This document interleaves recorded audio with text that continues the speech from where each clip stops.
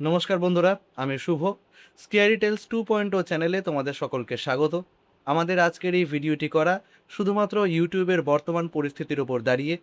আশা করি আমাদের চ্যানেলের গল্প তোমাদের সকলের ভালো লাগবে। খুন বা হত্যা কথাটি শুনলেই আমরা সাধারণ মানুষ আঁতকে উঠি, কিন্তু আমার যে কোনো খুন করা বা খুনের পরিকল্পনা করাটাকে কেমন যেন শিল্পোত্তবোধ বলে মনে হয়। আপনারা হয়তো ভাবছেন, সমাজ যাকে অপরাধ বলে, আইন যাকে দণ্ড দেয়, তার মধ্যে আবার শিল্পের ছোঁয়া কোথায়? কিন্তু গভীর মনস্তত্ত্বের আলোয় বিচার করলে মানতেই হয়, এক একটি নিখুঁত অপরাধও যেন এক একটি সুপরিকল্পিত শিল্পকর্ম। ক্যানভাসে তুলির টানের মতো কোনো কোনো অপরাধী তার মস্তিষ্কের জটিল অন্ধকার থেকে এমন এক নিখুঁত নকশা বুনে তোলে, যার মধ্যে লজিক আর বুদ্ধির এক অদ্ভুত শিল্পকলা লুকিয়ে থাকে। উপযুক্ত পটভূমি বা পরিবেশ যদি নিখুঁতভাবে তৈরি করা যায়, তবে সেই অপরাধ সত্যান্বেষীর চোখকেও ধাঁধিয়ে দিতে পারে। আমি অজিত বন্দ্যোপাধ্যায়। ব্যোমকেশের সাথে থেকে বহু বিচিত্র মানুষের মন দেখেছি, কিন্তু অপরাধের পেছনে থাকা এই তীব্র সৃজনশীল মানসিকতা আমাকে প্রতিবারই নতুন করে বিস্মিত করে। আজ যে কাহিনীর অবতারণা করতে যাচ্ছি, তার সূত্রপাত হয়েছিল কলকাতার বাইরে, সুদূর হায়দ্রাবাদ শহরে। সময়টা ছিল গ্রীষ্মের শেষ। হায়দ্রাবাদের এক নামী বিজ্ঞান সংস্থায় আধুনিক অপরাধ বিজ্ঞান এবং মনস্তত্ত্ব নিয়ে একটি জাতীয় স্তরের সেমিনারের আয়োজন করা হয়েছিল। উদ্যোক্তারা বহু অনুরোধ করে ব্যোমকেশকেও সেখানে প্রধান বক্তা হিসেবে আমন্ত্রণ জানিয়েছিলেন। ব্যোমকেশ সাধারণত এই ধরনের প্রকাশ্য অনুষ্ঠান এড়িয়ে চলতেই ভালোবাসে, কিন্তু উদ্যোক্তাদের আন্তরিকতা এবং অপরাধ বিজ্ঞানের কিছু নতুন কৌশল জানার কৌতূহলে সে শেষ পর্যন্ত রাজি হয়েছিল। অগত্যা তার সঙ্গী হিসেবে আমাকেও বোঁচকা বুঁচকি বেঁধে রওনা হতে হয়েছিল তার সঙ্গে। সেমিনারের দিন হলঘরটি কানায় কানায় পূর্ণ ছিল। হায়দ্রাবাদের গণ্যমান্য ব্যক্তি, পুলিশের উচ্চপদস্থ অফিসার এবং বিশ্ববিদ্যালয়ের বহু ছাত্রছাত্রী উপস্থিত ছিলেন সেইখানে। ব্যোমকেশ যখন মঞ্চে উঠে বক্তব্য রাখতে শুরু করল, পুরো হলঘরে তখন পিন পতন নীরবতা। অপরাধকে যারা শুধু আইন অমান্যের চোখে দেখেন, তারা অপরাধীর মস্তিষ্কের আসল ক্ষমতাটা বুঝতে ভুল করেন। একজন প্রকৃত অপরাধী কখনোই হুজুগে পড়ে কাজ করে না। সে অত্যন্ত ঠান্ডা মাথায় সমাজ, পরিবেশ এবং মানুষের দুর্বলতাকে হাতিয়ার করে নিজের চাল চালতে থাকে। বিজ্ঞানের প্রভূত উন্নতি আমাদের অপরাধী ধরতে সাহায্য করছে সত্যি, কিন্তু মনে রাখবেন, ডিজিটাল প্রযুক্তি বা আধুনিক ফরেনসিক ল্যাবরেটরি বড়জোর অপরাধের বাহ্যিক প্রমাণটুকু জোগাড় করতে পারে, কিন্তু অপরাধের পেছনে থাকা মূল মনস্তত্ত্ব বা মোটিভ, যা কোনো আধুনিক যন্ত্র ধরতে পারে না, তা উদ্ধার করতে গেলে মানুষের বুদ্ধি আর লজিককেই কাজে লাগাতে হয়। যন্ত্রের কোনো নিজস্ব মন নেই, কিন্তু অপরাধীর একটা অত্যন্ত জটিল মন আছে। ব্যোমকেশের এই বক্তৃতা শেষ হতেই হলঘর হাততালির শব্দে ফেটে পড়ল। অনুষ্ঠান শেষে মঞ্চের পেছনে চা চক্রের আয়োজন করা হয়েছিল। সেখানে হায়দ্রাবাদের পুলিশের আইজি রাও সাহেব ব্যোমকেশের হাত ধরে বললেন, মিস্টার বক্সি, আপনার বক্তব্য আজ আমাদের চোখ খুলে দিয়েছে। আমরা সাধারণত কেস ডায়েরি আর ডাক্তারি রিপোর্টের উপরেই বেশি ভরসা করি, কিন্তু অপরাধীর মনস্তত্ত্ব বোঝার যে তাগিদ আপনি দেখালেন, তা সত্যিই প্রশংসনীয়। হায়দ্রাবাদে আপনাকে পেয়ে আমরা অত্যন্ত সম্মানিত। Thank you mister Bakshi, thank you. উদ্যোক্তাদের মধ্যে একজন তরুণ অধ্যাপক এগিয়ে এলেন। ব্যোমকেশবাবু, আপনার এই লজিক্যাল অ্যানালিসিসের পদ্ধতি যদি আমাদের পুলিশ ট্রেনিং একাডেমিতে শেখানো যেত, মানে একটা স্পেশাল সেশন নিয়ে আর কি, তাহলে খুব উপকার হতো। আপনারা আমাকে কিন্তু অতিরিক্তই সম্মান দিচ্ছেন। আমি এমন কোনো কেউ নই, সামান্য সত্যান্বেষী মাত্র। তদন্ত করতে গিয়ে আর সামান্য কিছু বইপত্র পড়ে যা জ্ঞান হয়েছে এই যা। আসলে প্রকৃতি চারপাশে সূত্র ছড়িয়ে রাখে, আমি শুধু নিজের বুদ্ধিমত্তা ও সতর্কতাকে কাজে লাগিয়ে সেই সূত্রগুলোকে তদন্তের ক্ষেত্রে ব্যবহার করি মাত্র। প্রায় ঘন্টা খানেক ধরে এই ধরনের আলোচনার পর ভিড় কিছুটা হালকা হলো। দীর্ঘক্ষণ ধরে কথা বলা এবং এত মানুষের শুভেচ্ছার জবাব দিতে দিতে ব্যোমকেশ বেশ পরিশ্রান্ত বোধ করছিল। উদ্যোক্তারা আমাদের বিশ্রামের জন্য ব্যাকস্টেজে একটি ছিমছাম নিরিবিলি ঘরের ব্যবস্থা করে দিয়েছিলেন। ঘরের ভেতরে দুটি গদিওয়ালা চেয়ার আর একটি টেবিল পাতা ছিল। আমরা দুজনে সেখানে গিয়ে বসলাম। ব্যোমকেশ পাঞ্জাবির পকেট থেকে চুরুটের কেসটা বের করে একটা চুরুট ধরালো।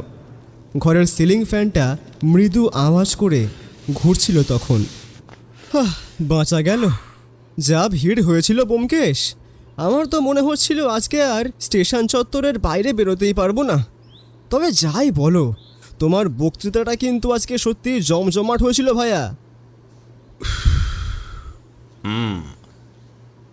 কিন্তু এই ধরনের হাততালি আর প্রশংসা মানুষকে অলস করে দেয় অজিত। কেন? তোমার এমন কেন মনে হয়? তুমি ভালো বক্তব্য রেখেছো, তোমার অভিজ্ঞতাও বেশি, তাই মানুষ একটু প্রশংসা করবে না? করবে, কিন্তু তখন নিজেকে নিয়ে একটা আত্মবিশ্বাস জন্মাবে যে আমি সব জানি, নিজেকে অভিজ্ঞ মনে হবে। কিন্তু আমি মনে করি সত্যান্বেষীর আসল জায়গা বক্তৃতা মঞ্চ নয়, তার আসল জায়গা হলো অপরাধের পৃথিবীতে। সেখান থেকে সে আসল রহস্য নিজের অভিজ্ঞতা ও বিচক্ষণতার মাধ্যমে তুলে ধরতে পারবে। ব্যোমকেশের এই ভারী ভারী কথা আমার বেশ একটা বোধগম্য হলো না। অবশ্য ও দার্শনিক মানুষ, অনেক কিছু ভাবে। ঠিক তখনই আমাদের ঘরের বন্ধ দরজার বাইরে হঠাৎ একটা তীব্র চিৎকার, চিল্লামিল্লি আর হট্টগোলের আওয়াজ শুনতে পাওয়া গেল। এক মহিলার উচ্চকণ্ঠের আরতি এবং সেই সাথে সেমিনার কমিটির স্বেচ্ছাসেবকদের বাধা দেওয়ার আওয়াজ আসছিল। প্লিজ আমাকে একবার ভেতরে যেতে দিন। আমি জানি ব্যোমকেশবাবু ভেতরেই আছেন। আমার অনেক বড় বিপদ হয়ে গেছে, একমাত্র উনিই পারেন আমাকে বাঁচাতে। দয়া করে পথটা ছাড়ুন। দেখুন, উনি এখন পরিশ্রান্ত, কারোর সাথে দেখা করবেন না। আপনি আগামীকাল ওনার হোটেলে গিয়ে দেখা করুন। কিন্তু সেই মহিলা কোনো বাধা মানতে রাজি নন। বাইরে ধস্তাধস্তির মতো শব্দ হতেই ব্যোমকেশ হাতের চুরুটটা অ্যাস্ট্রেতে রেখে দিয়ে উঠে দাঁড়ালো। বাইরে কেউ বিপদে পড়েছে বলে মনে হচ্ছে অজিত, চলো তো দেখি। ব্যোমকেশ নিজেই এগিয়ে গিয়ে ঘরের দরজাটা এক ঝটকায় খুলে দিল। দরজা খুলতেই দেখা গেল এক অনিন্দ সুন্দরী মধ্যবয়স্কা ভদ্রমহিলা উন্মাদের মতো দাঁড়িয়ে আছেন। তার পরনে অত্যন্ত দামি রেশমি শাড়ি, গলায় মুক্তোর মালা। এক নজরেই বোঝা যায় তিনি কোনো অত্যন্ত ধনী ও সম্ভ্রান্ত পরিবারের বধূ। কিন্তু তার সেই আভিজাত্য কেমন যেন বিধ্বস্ত দেখাচ্ছিল। তার চোখ মুখ জুড়ে এক অবর্ণনীয় আতঙ্ক খেলা করছে। ব্যোমকেশকে দরজায় দাঁড়িয়ে থাকতে দেখে মহিলাটি যেন খড়কুটো আঁকড়ে ধরার মতো দুপা এগিয়ে এলেন। আপনি তো ব্যোমকেশ বক্সী। আমি আপনাকে আজ বক্তব্য রাখতে দেখেছি। অনেক বিপদে পড়ে আপনার কাছে এসেছি। হাত জোর করে অনুরোধ করছি, আমাকে ফিরিয়ে দেবেন না দয়া করে। আমার স্বামী নিখোঁজ, ওরা ওকে আটকে রেখেছে, ওরা ওকে মেরে ফেলবে। কথাগুলো বলতে বলতে এই মহিলাটি অঝোর ধারায় কাঁদতে লাগলেন। এইভাবে একজন অচেনা মহিলাকে আমাদের সামনে কাঁদতে দেখে ভীষণ খারাপ লাগছিল। আমি কিছু বলবার আগেই ব্যোমকেশ স্বেচ্ছাসেবকদের উদ্দেশ্যে বলল, আপনারা ওনাকে ছাড়ুন, ভদ্রমহিলাকে ভেতরে আসতে দিন। ঘরের ভেতর এসে মহিলাটি রীতিমতন কান্নায় ভেঙে পড়লেন। আমি তড়িঘড়ি করে টেবিল থেকে জলের গ্লাসটা ওনার দিকে এগিয়ে দিলাম। মহিলাটি এক চুমুকে জলটা খেয়ে একটু শান্ত হওয়ার চেষ্টা করলেন, কিন্তু তার হাত পা তখনও কাঁপছিল। ব্যোমকেশ নিজের চেয়ারে ফিরে গিয়ে বসল। উত্তেজিত হবেন না, শান্ত হয়ে বসুন। প্রথমে আপনার পরিচয় দিন, তারপর বলুন ঠিক কী ঘটেছে। মহিলাটি আঁচল দিয়ে চোখের জল মুছে বললেন, আমার নাম মীনাক্ষী সিংহ। আমরা কলকাতার বাসিন্দা, কিন্তু আমার স্বামী ব্যবসার সূত্রে গত 1 মাস ধরে আমরা হায়দ্রাবাদে এই হোটেলেই আছি। আমার স্বামী রমেন্দ্রলাল সিংহ একজন বড় ব্যবসায়ী। গত 3 দিন ধরে ওর কোনো খোঁজ নেই। ওর অফিস, ওর চেনা পরিচিত সব জায়গায় খুঁজেছি, কেউ কিচ্ছু জানে না। আমি কৌতূহল সামলাতে না পেরে জিজ্ঞেস করলাম, 3 দিন ধরে নিখোঁজ। আপনি স্থানীয় পুলিশের কাছে যাননি? না, পুলিশে যাওয়ার কোনো উপায় নেই। আমি পুলিশের কাছে গিয়েছি, যদি এই কথা ওরা টের পায় তবে ওরা ওনাকে টুকরো টুকরো করে দেবে বলেছে। আমাকে ভয় দেখিয়েছে, বলেছে পুলিশকে জানাতে না। ব্যোমকেশ এতক্ষণ চুপচাপ শুনছিল। তারপর ও চুরুটে একটা টান দিয়ে বলল, ওরা বলতে কারা? আপনার কাছে কি অপহরণকারীদের কোনো চিঠি বা টেলিফোন এসেছে? হ্যাঁ, টেলিফোনে এসেছে। গত 3 দিন ধরে রোজ রাতে একটা লোক অত্যন্ত চড়া আর কর্কশ গলায় আমাকে ফোন করছে। প্রথম দিন সে বলল আমার স্বামী ওদের কবজাতেই আছে, যদি ওর প্রাণ ভিক্ষা চাই তবে যেন 50,000 টাকা মুক্তিপণ জোগাড় করে রাখি। আমি টাকা দিতে রাজিও হয়েছিলাম, কিন্তু গতকাল রাতে সেই লোকটা আবার ফোন করে আমাকে একটা অদ্ভুত শর্ত দিয়েছে। কি শর্ত? সেই লোকটা বলল টাকাটা আমি একা গিয়ে দিলে হবে না। কলকাতার বিখ্যাত সত্যান্বেষী ব্যোমকেশ বক্সী এখন হায়দ্রাবাদে আছেন। টাকা ভর্তি ব্যাগটা যদি ব্যোমকেশ বক্সী নিজে তার হাত দিয়ে নির্দিষ্ট জায়গায় পৌঁছে দেন তবে ওরা আমার স্বামীকে অক্ষত অবস্থায় মুক্তি দেবে, নইলে ওর লাশ ফেরত পাঠাবে। ব্যোমকেশ বাবু, আমি আপনার পায়ে পড়ি, আপনি আমার স্বামীকে বাঁচান। আপনি না গেলে ওরা ওকে মেরে ফেলবে। এই বলে মীনাক্ষী দেবী আবার কান্নায় ভেঙে পড়লেন। ঘরের পরিবেশটা মুহূর্তের মধ্যে থমথমে হয়ে গেল। আমি ব্যোমকেশের দিকে তাকালাম। ব্যোমকেশের মুখাবয়ব তখন গম্ভীর, তার তীক্ষ্ণ চোখজোড়া তখন কিছু একটা চিন্তা করতে ব্যস্ত। ঘরের সিলিং ফ্যানটার একটানা আওয়াজ ছাড়া আর কোনো শব্দ হচ্ছিল না। অপরাধের এক অদ্ভুত জাল যে আমাদের চারপাশে বোনা শুরু হয়ে গিয়েছে তা কিন্তু আমি স্পষ্ট অনুভব করতে পারছিলাম। মীনাক্ষী দেবীর কান্নায় ঘরের গুমোট ভাবটা কেটে গেল মুহূর্তেই। একজন সম্ভ্রান্ত ঘরের নারী এইভাবে আমাদের সামনে ভেঙে পড়েছেন, অথচ তার এই বিপদে আমরা কতটা সাহায্য করতে পারবো তা নিয়ে আমাদের মনে তখনও দ্বিমত চলছিল। ব্যোমকেশ টেবিলের ওপর রাখা অ্যাশট্রেতে চুরুটের ছাইটা আলতো করে ঝেড়ে মীনাক্ষী দেবীর দিকে তাকালো। তার মুখে কোনো উত্তেজনার লক্ষণ নেই, কিন্তু চোখের মণি দুটো স্থির হয়ে গিয়েছে, যা ইঙ্গিত করে তার মস্তিষ্কের ভেতরে কিছু একটা চলছে ওর। মীনাক্ষী দেবী, আপনার মানসিক অবস্থা আমি বুঝতে পারছি, কিন্তু অপহরণকারীদের ফাঁদে পা দেওয়ার আগে আমার কিছু জরুরি তথ্য জানা দরকার। আপনি একটু শান্ত হয়ে আমার প্রশ্নগুলোর জবাব দিন। বলুন ব্যোমকেশ বাবু, আপনি যা জানতে চান আমি সব বলবো, শুধু দয়া করে আপনি না বলবেন না। তো প্রথম প্রশ্ন, আপনি বললেন গত 3 দিন ধরে রোজ রাতে ফোন আসছে। প্রথম 2 দিন তারা শুধু 50,000 টাকা মুক্তিপণ চেয়েছিল, আর গতকাল রাতে হঠাৎ আমার নাম জড়িয়েই নতুন শর্ত দিল, তাই তো? হ্যাঁ, একদমই তাই। আচ্ছা, আপনি কি এই 3 দিনের মধ্যে কলকাতার কোনো চেনা পরিচিত মানুষের সাথে যোগাযোগ করেছিলেন? মানে আপনার স্বামীর নিখোঁজ হওয়ার কথা বা আমার এই হায়দ্রাবাদের সেমিনারে আসার কথা কাউকে জানিয়েছিলেন? না ব্যোমকেশ বাবু, আমি তো আগেই বললাম ওরা পুলিশ বা বাইরের কাউকে জানাতে বারণ করেছিল। আমি ভয়ে কলকাতার কাউকে কিছু জানাইনি। তবে গতকাল সকালে হোটেলের লাউঞ্জে রাখা খবরের কাগজে আপনার ছবি আর এই সেমিনারের বিজ্ঞাপনটা আমার চোখে পড়ে। আমি তখনই জানতে পারি যে আপনি এই শহরেই আছেন। তার মানে আপনি কাউকে জানাননি। আচ্ছা, এবার বলুন, গতকাল রাতে যখন ফোনটা এলো তখন ঠিক কটার সময় এসেছিল, আর ফোনের ওপাশ থেকে হুবহু কি বলা হয়েছিল? রাত তখন প্রায় ওই 10:30 হবে।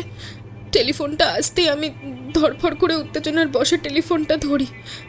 ওপাশ থেকে সেই চেনা গলাটা বলল, শুনলাম কলকাতার বড় ডিটেকটিভ ব্যোমকেশ বক্সী নাকি এখন হায়দ্রাবাদেই আছে।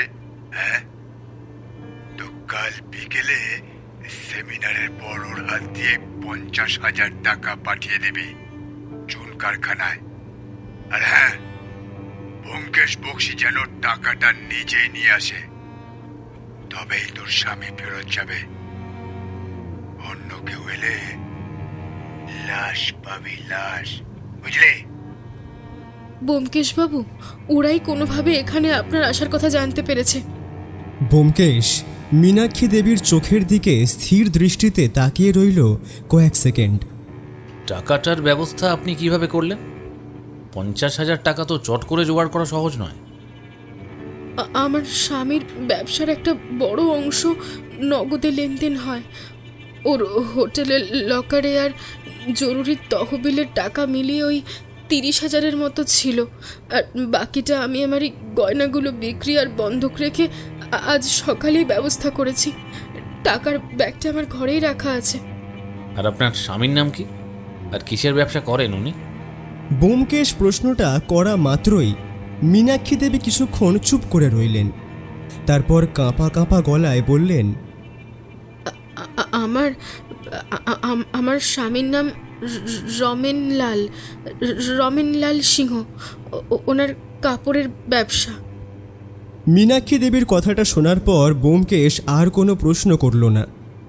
সে ঘড়ির দিকে তাকিয়ে দেখল বিকেল গড়িয়ে সন্ধ্যা নামতে আর বেশি দেরি নেই। ঠিক আছে, আপনি এখন হোটেলে ফিরে যান। টাকাটা যেভাবে ব্যাগে রাখা আছে সেভাবেই রাখুন। আজ রাতেই অপহরণকারীদের সাথে আপনার আবার যোগাযোগ হতে পারে। টেলিফোন এলে আপনি শুধু বলবেন যে ব্যোমকেশ বক্সী রাজি হয়েছেন এবং তিনি আপনার সাথেই আছেন। ওরা যেভাবে নির্দেশ দেবে আমরা সেভাবেই এগোবো। মীনাক্ষী দেবী যেন আকাশের চাঁদ হাতে পেলেন। আপনার এই ঋণ আমি কোনোদিন শোধ করতে পারবো না ব্যোমকেশবাবু। আমি হোটেলে গিয়ে টেলিফোনের অপেক্ষা করছি। সেমিনার কমিটির একজন ভলান্টিয়ারকে ডেকে ব্যোমকেশ মীনাক্ষী দেবীকে সাবধানে গাড়িতে তুলে দেওয়ার ব্যবস্থা করল। ভদ্রমহিলা ঘর থেকে বেরিয়ে যাওয়ার পর ঘরের দরজাটা বন্ধ করে আমি ব্যোমকেশের সামনে গিয়ে দাঁড়ালাম। আমার মনের ভেতরের আতঙ্কটা এবার রাগের আকারে ফেটে পড়ল। ব্যোমকেশ, তুমি কি পাগল হয়েছো? তুমি এই কেসে জড়াতে যাচ্ছ কেন? তুমি কি বুঝতে পারছো না যে এর মধ্যে মারাত্মক কোনো ষড়যন্ত্র থাকতে পারে? ব্যোমকেশ আবার চেয়ারে গিয়ে বসল এবং একটা নতুন চুরুট ধরাতে ধরাতে বলল, ফাঁদ তো আছেই অজিত, আর সেই ষড়যন্ত্রটা কতখানি গভীর সেটাই তো আমাকে দেখতে হবে। আহা, তুমি তো সব সময় যুক্তি দিয়ে কথা বলো। এবার নিজের ক্ষেত্রে যুক্তিটা খাটলো না কেন? কোথায় গেল যুক্তি? ভালো করে ভেবে দেখো, আমরা যে কলকাতার বাড়ি থেকে রওনা হয়ে হায়দ্রাবাদের এই সেমিনারে আসব, সেটা মাত্র পরশুদিন সকালে হুট করে ঠিক হয়েছে। উদ্যোক্তাদের জরুরি চিঠির ভিত্তিতে আমরা তাড়াহুড়ো করে টিকিট কেটে চলে এলাম। আর আমরা যে শেষ পর্যন্ত এই সেমিনারে আসছি তার খবর আজকের খবরের কাগজে প্রকাশ হওয়ার কথা। অথচ মীনাক্ষী দেবী বলছেন যে ওর স্বামীকে অপহরণ করা হয়েছে আজ থেকে 3 দিন আগে। অপহরণকারী দল কি জ্যোতিষী নাকি অন্তর্যামী, যে তারা আমরা আসার আগে থেকেই জানতো যে ব্যোমকেশ বক্সী গতকাল কলকাতা ছেড়ে হায়দ্রাবাদে আসবে এবং এখানে এসে অপরাধ বিজ্ঞান নিয়ে বক্তৃতা দেবে? এই জন্যই তুমি সত্যান্বেষী হতে পারলে না অজিত। মীনাক্ষী দেবীর কথা শুনে কি মনে হলো যে অপহরণকারীরা আগে থেকেই আমাদের আসার খবর জানতেন? মজা করো না ব্যোমকেশ। যদি অপহরণকারীরা খবরের কাগজ দেখেও থাকে তবে তারা আজ সকালে জানতে পারার কথা, কারণ আমাদের তো কোনো কিছুই সুনিশ্চিত ছিল না ভায়া। হ্যাঁ, আমাদের আসার কথা সুনিশ্চিত ছিল না, কিন্তু একটা অনুমান তো ছিলই। সেটার পরিপ্রেক্ষিতেই হয়তো অপরাধীরা আগে থেকেই ভেবে রেখেছে। আহা, কিন্তু ব্যোমকেশ, 3 দিন ধরে একটা মানুষ নিখোঁজ, কোনো ডায়েরি না করে, কোনো পুলিশের সাহায্য না নিয়ে এই মহিলা একা 50,000 টাকা জোগাড় করে বসে আছেন। এটা কেমন যেন অস্বাভাবিক লাগছে না? তাছাড়া ভিন রাজ্যের একটা অজ্ঞাত পরিচয় অপরাধীর দল কেন কলকাতার একজন সত্যান্বেষীর হাতে দিয়ে টাকা নিতে চাইবে? তারা কি জানে না যে ব্যোমকেশ বক্সীর টাকা পৌঁছে দেওয়ার পর তাদেরকে ছেড়ে দেবে না? এতে তো তাদের নিজেদেরই ঝুঁকি বেশি। ঠিক এই কারণেই আমার যাওয়া উচিত অজিত। তুমি যে প্রশ্নগুলো তুললে ওগুলোই প্রমাণ করে যে এই ঘটনার পেছনে সাধারণ কোনো ব্যক্তি বা অপহরণকারী দল নেই। এর পেছনে কোনো ঠান্ডা মাথার মস্তিষ্ক কাজ করছে, যা মীনাক্ষী দেবীকে চাল হিসেবে ব্যবহার করছে, অথবা মীনাক্ষী দেবী নিজে। না, এখনই কোনো সিদ্ধান্তে আসা ভুল হবে। তাহলে তুমি নিজের প্রাণের ঝুঁকি নিয়ে ওই চুন কারখানায় টাকা দিতে যাবে, তাই তো? অজিত, সত্যের সন্ধান করতে গেলে কিছুটা ঝুঁকি তো নিতেই হয়। আর তাছাড়া একটা মানুষের জীবন মরণের প্রশ্ন জড়িয়ে আছে। যদি আমার যাওয়ায় একটা নিরীহ প্রাণ বেঁচে যায় তবে সত্যান্বেষী হিসেবে আমার কর্তব্য সেটা করা। তুমি তৈরি হয়ে নাও, আজ রাতেই আমাদের এক নতুন অভিজ্ঞতার মুখোমুখি হতে হবে। আমি বুঝতে পারলাম ব্যোমকেশকে আর আটকানো যাবে না। ও যখন একবার মনস্থির করেছে তখনও যাবেই। কিন্তু আমার মনের কোণে একটা অদ্ভুত অস্বস্তি খচখচ করতে লাগলো। সেমিনারের হল ঘরে ব্যোমকেশ নিজেই বলেছিল যে প্রকৃত অপরাধী অত্যন্ত ঠান্ডা মাথায় সমাজ ও মানুষের দুর্বলতাকে হাতিয়ার করে নিজের চাল চালতে থাকে। আমার কেন যেন মনে হলো যে হায়দ্রাবাদের এই অচেনা পটভূমিতে কেউ একজন আমাদেরই দুর্বলতা আর সত্যান্বেষণের খ্যাতিকে হাতিয়ার করে কোনো এক গভীর অন্ধকার খেলার ছক কষেছে।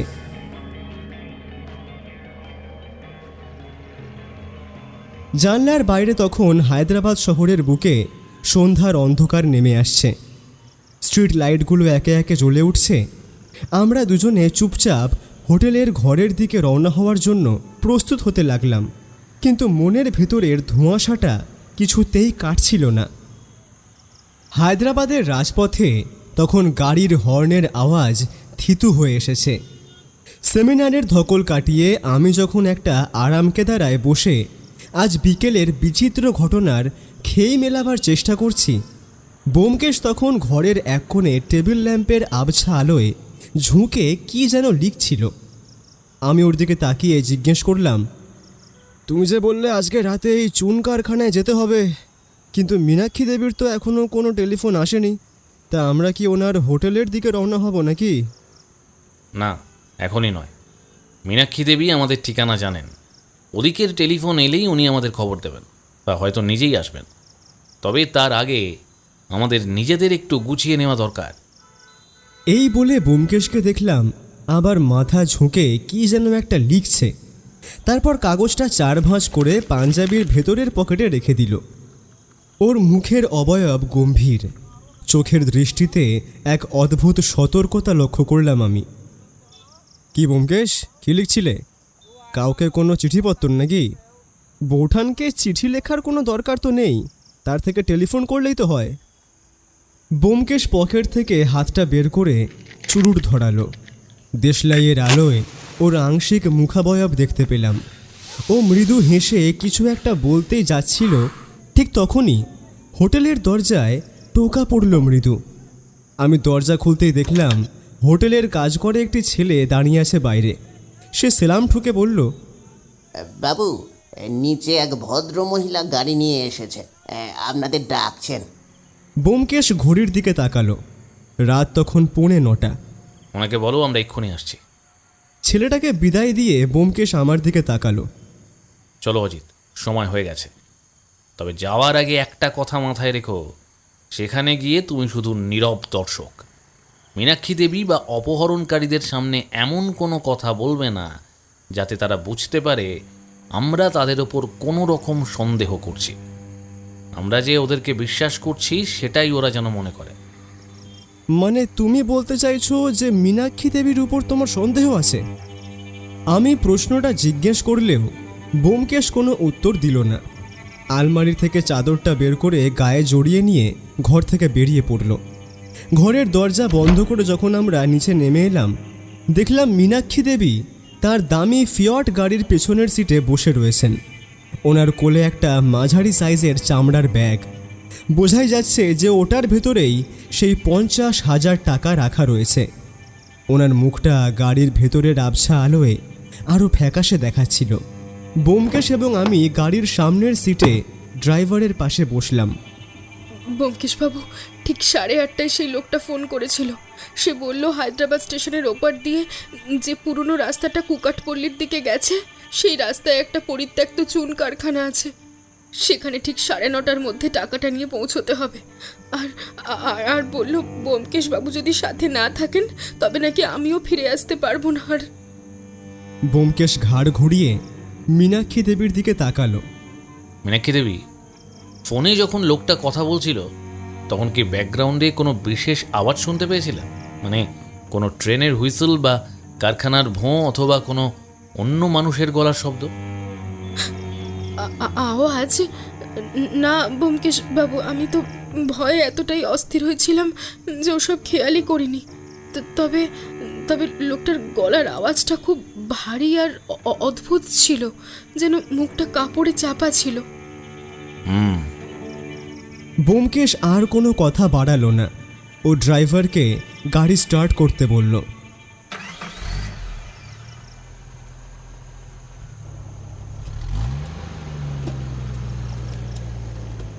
হায়দ্রাবাদের প্রধান শহর ছাড়িয়ে গাড়ি যখন জনহীন অন্ধকার রাস্তার দিকে এগোলো, দুপাশের আলো কমতে কমতে একসময় নিঝুম ঘুটঘুটে অন্ধকার আমাদের গ্রাস করল।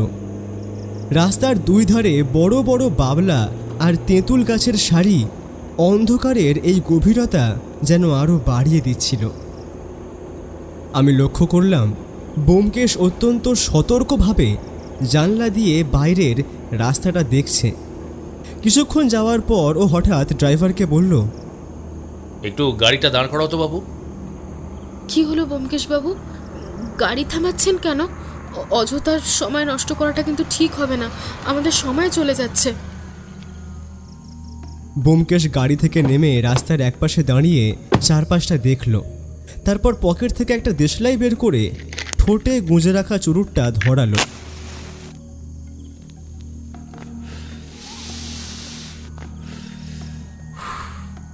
কিছুক্ষণ অন্ধকারের দিকে তাকিয়ে থাকার পর আবার গাড়িতে এসে বসলো। কি হলো, নামলে হঠাৎ? ব্যোমকেশ অন্ধকারে আমার কানের কাছে মুখ নিয়ে এসে বলল, রাস্তার মোড়টা চিনে রাখলাম অজিত, ফেরার সময় কাজে লাগতে পারে। ওর এই আচরণ আমার কাছে অত্যন্ত রহস্যময় ঠেকল, কিন্তু আমি চুপ করে রইলাম।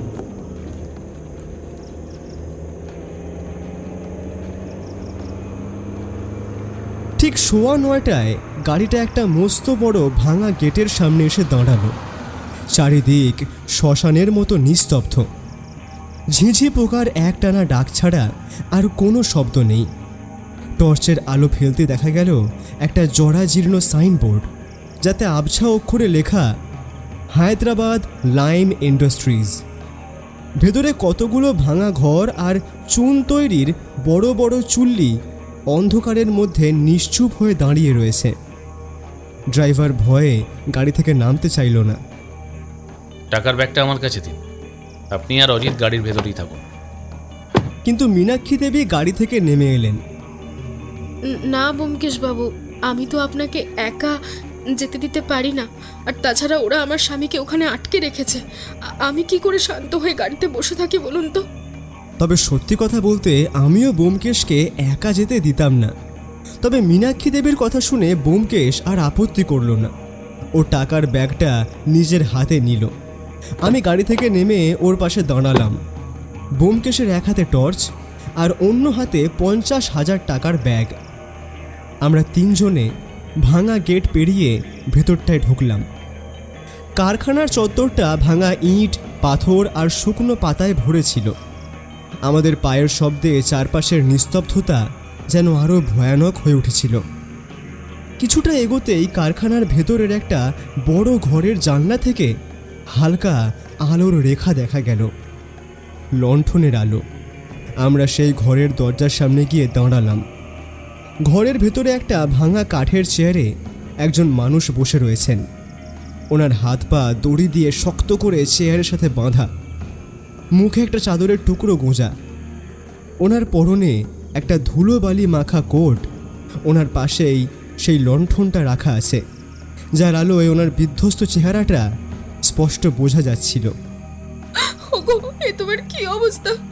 দেখো, আমি এসেছি, এবার তোমার কিচ্ছু হবে না, আমি এসেছি। মীনাক্ষী দেবী চিৎকার করে ওর দিকে ছুটে যেতে চাইলেন, কিন্তু ব্যোমকেশ ওর হাত ধরে আটকে দিল। স্থির হন মীনাক্ষী দেবী, আগে চারপাশটা দেখে নিতে দিন। ব্যোমকেশ টর্চের আলোটা ঘরের চার কোণে ঘোরালো। ঘরটা সম্পূর্ণ খালি। কোনো অপহরণকারী দলের চিহ্ন সেখানে নেই। শুধু চেয়ারে বাঁধা সেই মানুষটি গোঙানির মতো একটা শব্দ করছিলেন। ঠিক তখনই ঘরের ভাঙা ছাদের ওপর থেকে একটা ভারী পাথর নিচের মেঝেতে এসে পড়ল। সেই সাথে একটা কর্কশ গলা অন্ধকারের মধ্যে থেকে ভেসে এলো। ব্যোমকেশ বক্সি, তোমার হাতে যে টাকার ব্যাগটা রয়েছে ওটা ওই লণ্ঠনের পাশে নামিয়ে রাখো, আর চুপচাপ ডান দিকের রাস্তা দিয়ে বেরিয়ে যাও। যদি চালাকি করার চেষ্টা করো তবে ঘরের 4-5টা খড় দিয়ে ঘেরা আছে, 1 মিনিটে আগুন জ্বালিয়ে পুড়িয়ে দেবো। বুঝেছ? ব্যাগটা রাখো আর চলে যাও। ব্যোমকেশ বিন্দুমাত্র বিচলিত হলো না। ও টাকার ব্যাগটা ধীর স্থিরভাবে লণ্ঠনের পাশে নামিয়ে রাখল। ওর মুখ থমথমে, কিন্তু চোখ দুটো ঘরের উপরের ভাঙা ছাদের খিলানগুলোর দিকে কিছু একটা খুঁজছিল। টাকা আমি রেখে দিলাম, এবার রমেনবাবুকে আমরা নিয়ে যাচ্ছি। যাও, নিয়ে যাও, কিন্তু মনে থাকে যেন সোজা কলকাতার ট্রেনে উঠবে। যদি হায়দ্রাবাদ পুলিশকে একটা কথাও বলেছ তবে কিন্তু তোমাদের রেহাই নেই, মনে থাকে যেন। ব্যোমকেশ আর এক মুহূর্ত নষ্ট না করে এগিয়ে গিয়ে চেয়ারে বাঁধা মানুষটির মুখের কাপড়টা খুলে দিল এবং হাতের বাঁধনগুলো খুলে দিল। বন্ধনমুক্ত হতে সেই প্রৌঢ় ভদ্রলোক মীনাক্ষী দেবীর ওপর প্রায় ঢলে পড়লেন। মীনাক্ষী দেবী ওনাকে জড়িয়ে ধরে কাঁদতে লাগলেন।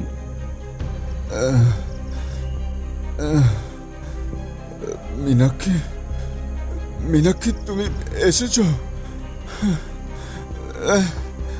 তুমি তুমি না এলে ওরা ওরা আমাকে মেরেই ফেলতো মীনাক্ষী। আমি ব্যোমকেশের দিকে তাকালাম। ও তখন নিচু হয়ে মেঝের ধুলোর ওপর টর্চের আলো ফেলছে। সেখানে কতগুলো জুতোর দাগ আর চুন লেগে থাকা পায়ের ছাপ স্পষ্ট দেখা যাচ্ছিল। সেই ছাপগুলোর দিকে তাকিয়ে মনে মনে কি যেন একটা ভাবছিল ব্যোমকেশ। ওর মুখে কোনো স্বস্তির লক্ষণ ছিল না, বরং বেশ চিন্তার ভাব দেখতে পাচ্ছিলাম। ব্যোমকেশ, এবার বোধহয় আমাদের এখান থেকে বের হওয়া দরকার। জায়গাটা কিন্তু মোটেই নিরাপদ নয় ভায়া।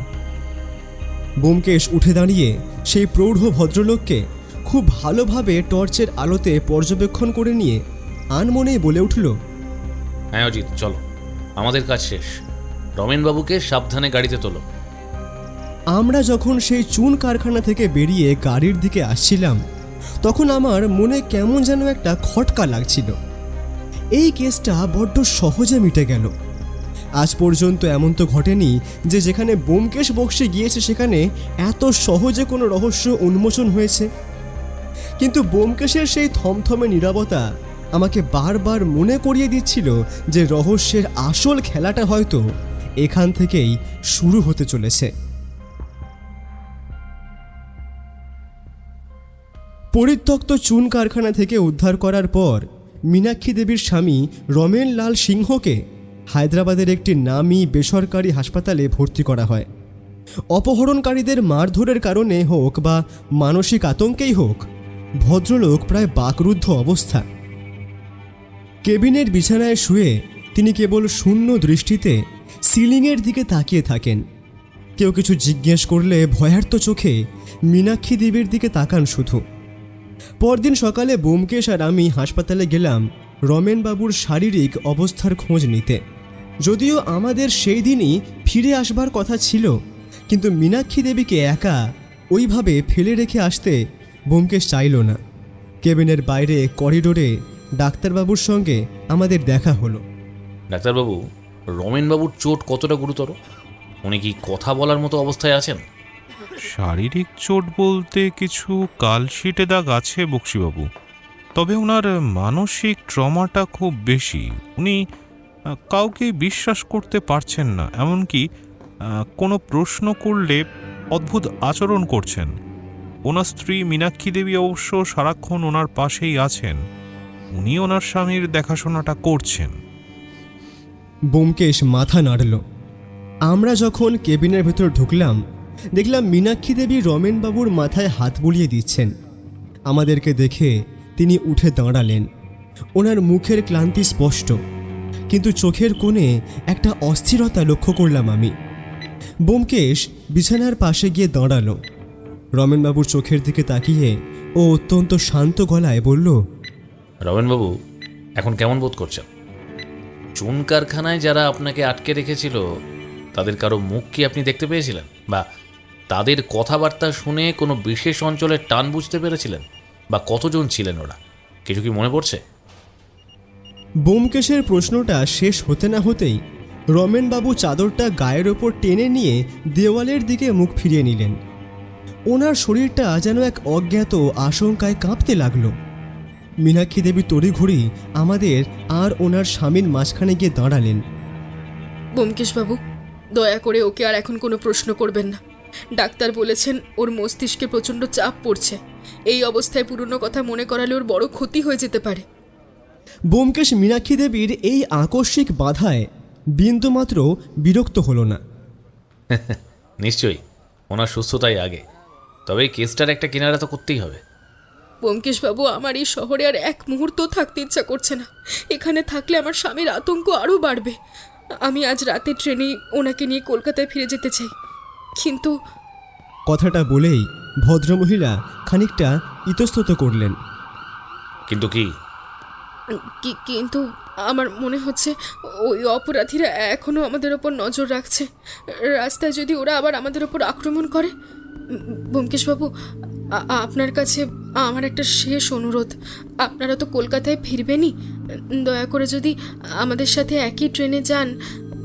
আপনি সাথে থাকলে ওরা সাহস পাবে না। তাছাড়া আমার স্বামীর এই অবস্থায় আপনার মতো একজন মানুষ পাশে থাকলে আমি খুব মানসিক বল পাবো। আমি ব্যোমকেশের দিকে তাকালাম। ভিন রাজ্যে একটা বিপন্ন পরিবারকে সাহায্য করা সত্যান্বেষীর কর্তব্য হতে পারে, কিন্তু এভাবে তাদের বডিগার্ড হয়ে ঘুরে বেড়ানোটা কেমন যেন দৃষ্টিকটু। আমি ভাবলাম ব্যোমকেশ হয়তো এড়িয়ে যাবে, কিন্তু ব্যোমকেশ মীনাক্ষী দেবীর দিকে তাকিয়ে অত্যন্ত অমায়িক হেসে বলল, এতে আর আপত্তি কিসের মীনাক্ষী দেবী? আমরাও আজ রাতে টিকিট কাটার কথাই ভাবছিলাম। আপনি যখন বলছেন আমরা একসাথেই কলকাতায় ফিরবো না হয়। অনেক ধন্যবাদ ব্যোমকেশবাবু। আমি হাসপাতালের বকেয়া মিটিয়ে বিকেলের মধ্যেই ওনাকে নিয়ে স্টেশনে পৌঁছে যাব। আমরা যখন কেবিন থেকে বেরিয়ে আসছিলাম, হঠাৎ ব্যোমকেশ বলল, অজিত, তুমি নিচে গিয়ে একটু গাড়ির ড্রাইভারকে দাঁড়াতে বলো, আমি একটু আসছি। আমি নেমে এলাম নিচে, কিন্তু প্রায় 15 মিনিট কেটে যাওয়ার পরও ব্যোমকেশের দেখা নেই। ও একটা অচেনা জায়গায় অচেনা হাসপাতালে এতক্ষণ কি করছে ভাবার জন্য আমি আবার ওপরে উঠে এলাম। করিডোর দিয়ে যাওয়ার সময় নার্সদের বসার জায়গাটার একটা কোণে ব্যোমকেশকে দেখলাম দাঁড়িয়ে থাকতে। ওখানকার ডিউটির নার্স, একজন মাঝবয়সী দক্ষিণী ভদ্রমহিলা, ব্যোমকেশের সঙ্গে বেশ গম্ভীর মুখে কথা বলছিলেন। আমি পা টিপে টিপে ওর পেছনে গিয়ে দাঁড়ালাম। দেখলাম নার্স ভদ্রমহিলা ওনার টেবিলের ড্রয়ার থেকে একটা পেশেন্ট ফাইল বের করে ব্যোমকেশকে দেখাচ্ছেন, আর ব্যোমকেশ অত্যন্ত তীক্ষ্ণ চোখে সেই ফাইলের নথিপত্রগুলো দেখছে। ওদের মুখাবয়ব দেখে মনে হচ্ছিল অত্যন্ত গোপন কোনো আলোচনা চলছে এখানে। আমি আরও দুপা এগোতেই ব্যোমকেশের খাড়া কান আমার পায়ের শব্দ টের পেয়ে গেল। ও চট করে ফাইলটা বন্ধ করতে বলে নার্সকে একটা ধন্যবাদ বলল এবং ঘুরে দাঁড়িয়ে আমাকে দেখে চমকালো না একটুও। কি ব্যাপার ব্যোমকেশ, নার্সের সাথে এতক্ষণ ধরে কি কথা বলছিলে? আর ওই ফাইলটাই বা কিসের? ব্যোমকেশ ওর চিরপরিচিত রহস্যময় হাসিটা হাসলো আবার, যা ও সাধারণত কোনো কিছু আমার থেকে লুকোতে চাইলে হেসে থাকে। ও আমার কাঁধে একটা হাত দিয়ে করিডোর দিয়ে হাঁটতে হাঁটতে বলল, কিছু না অজিত, রমেনবাবুর শারীরিক অবস্থার একটা খোঁজ নিচ্ছিলাম। সুস্থ হতে কতদিন সময় লাগবে, এখানকার ওষুধ আমাদের কলকাতায় পাওয়া যাবে কিনা, এইসব। আচ্ছা, আমাকে এত কিছু লুকিয়ে তোমার কি লাভ বলো তো ব্যোমকেশ?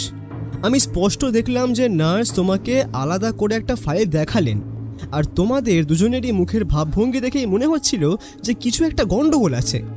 আরে ব্যোমকেশ, বলো না কি আছে সন্দেহজনক? সন্দেহ জিনিসটা সত্যান্বেষীর মজ্জায় থাকে অজিত। তবে সন্দেহের ধোঁয়াশা যতক্ষণ না কাটছে ততক্ষণ শুধু অনুমানের ওপর ভর করে কথা বলা ভুল। তবে একটা জিনিস পরিষ্কার নয়, মীনাক্ষী দেবী আমাদের কেন ওনার সাথে কলকাতায় নিয়ে যেতে চাইছেন সেটা আমাকে খুঁজে বের করতে হবে। তবে এইটুকু বুঝেছি, তিনি আমাদের একটা ঢাল হিসেবে ব্যবহার করতে চান। ওনার মনে কোনো অজানা ভয় কাজ করছে, আর আমার উপস্থিতি ওনার সেই ভয়টাকে কিছুটা কমাতে পারে। তাহলে তুমি জেনে শুনে ওনার সঙ্গে যাচ্ছ কেন? এর পেছনে যদি কোনো মারাত্মক ষড়যন্ত্র থাকে তখন? ষড়যন্ত্র যেখানে থাকে, সত্যের আলোটাও সাধারণত তার আশেপাশেই লুকিয়ে থাকে। আজ রাত্রের যাত্রাটা বড্ড কৌতূহল ও রহস্যময় হতে চলেছে অজিত। চলো গোছগাছ করে নেওয়া যাক। গাড়ি যখন হোটেলের দিকে রওনা হলো, আমার মনের কোণে খটকাটা আরও তীব্র হলো। ব্যোমকেশ নার্সের কাছে থেকে কি এমন তথ্য পেল যা আমার কাছে গোপন রাখল? আর মীনাক্ষী দেবীর সেই ব্যাকুলতার পেছনে আসল রহস্যটা ঠিক কী?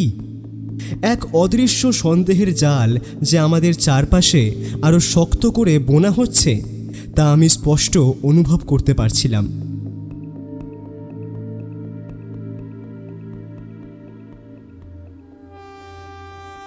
হায়দ্রাবাদ স্টেশন থেকে যখন ফলকনুমা এক্সপ্রেস ছাড়ল, তখন ঘড়িতে প্রায় রাত 9টা। ট্রেনের ফার্স্ট ক্লাসের কূপের একদিকের বার্থে আমি আর ব্যোমকেশ, আর ঠিক আমাদের মুখোমুখি কূপে মীনাক্ষী দেবী ও তাঁর অসুস্থ স্বামী রমেনবাবু উঠেছেন। মীনাক্ষী দেবীর অনুরোধেই টিকিট চেকারকে বলে আমরা মুখোমুখি দুটি কূপের ব্যবস্থা করিয়েছি।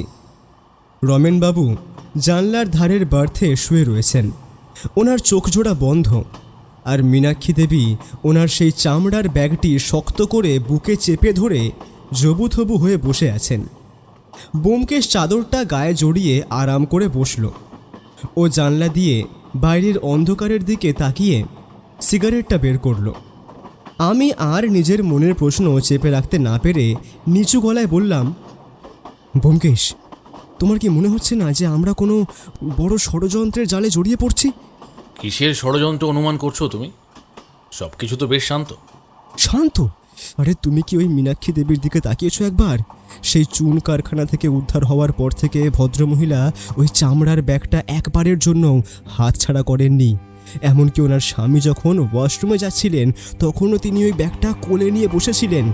আর ওই রমেন বাবু, ওনার আচরণ খেয়াল করেছো? অপহরণকারীরা ওনার ওপর যে অত্যাচার করেছে বুঝলাম, কিন্তু নিজের স্ত্রীর সাথেও ওনার কোনো কথা নেই। কিন্তু কেন?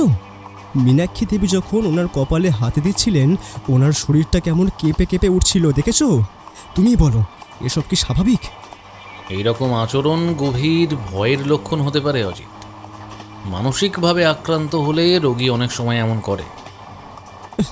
তুমি সব কিছুকে কেন যে এত সহজ করে নিচ্ছ ব্যোমকেশ? দেখো, হাসপাতালে নার্সের সাথে তুমি যে ফাইলটা দেখছিলে, সেখানে কি ওনার এই অদ্ভুত আচরণের কোনো সূত্র ছিল? ব্যোমকেশ আমার দিকে তাকালো, ওর চোখে একটা চতুর ইশারা খেয়াল করলাম। সূত্র তো চারপাশেই ছড়িয়ে অজিত। যেমন ধরো, রমেনবাবুর হাতের আঙুলগুলো দেখেছ? মীনাক্ষী দেবী বললেন ওনার স্বামী একজন বড় ব্যবসায়ী, কিন্তু একজন ধনী ব্যবসায়ীর হাতের আঙুলের ডগাগুলোতে এমন খসখসে ভাব আর চুনকালির দাগ কেন থাকবে? ওটা তো কোনো কায়িক শ্রম করা মানুষের হাত বলে মনে হয়।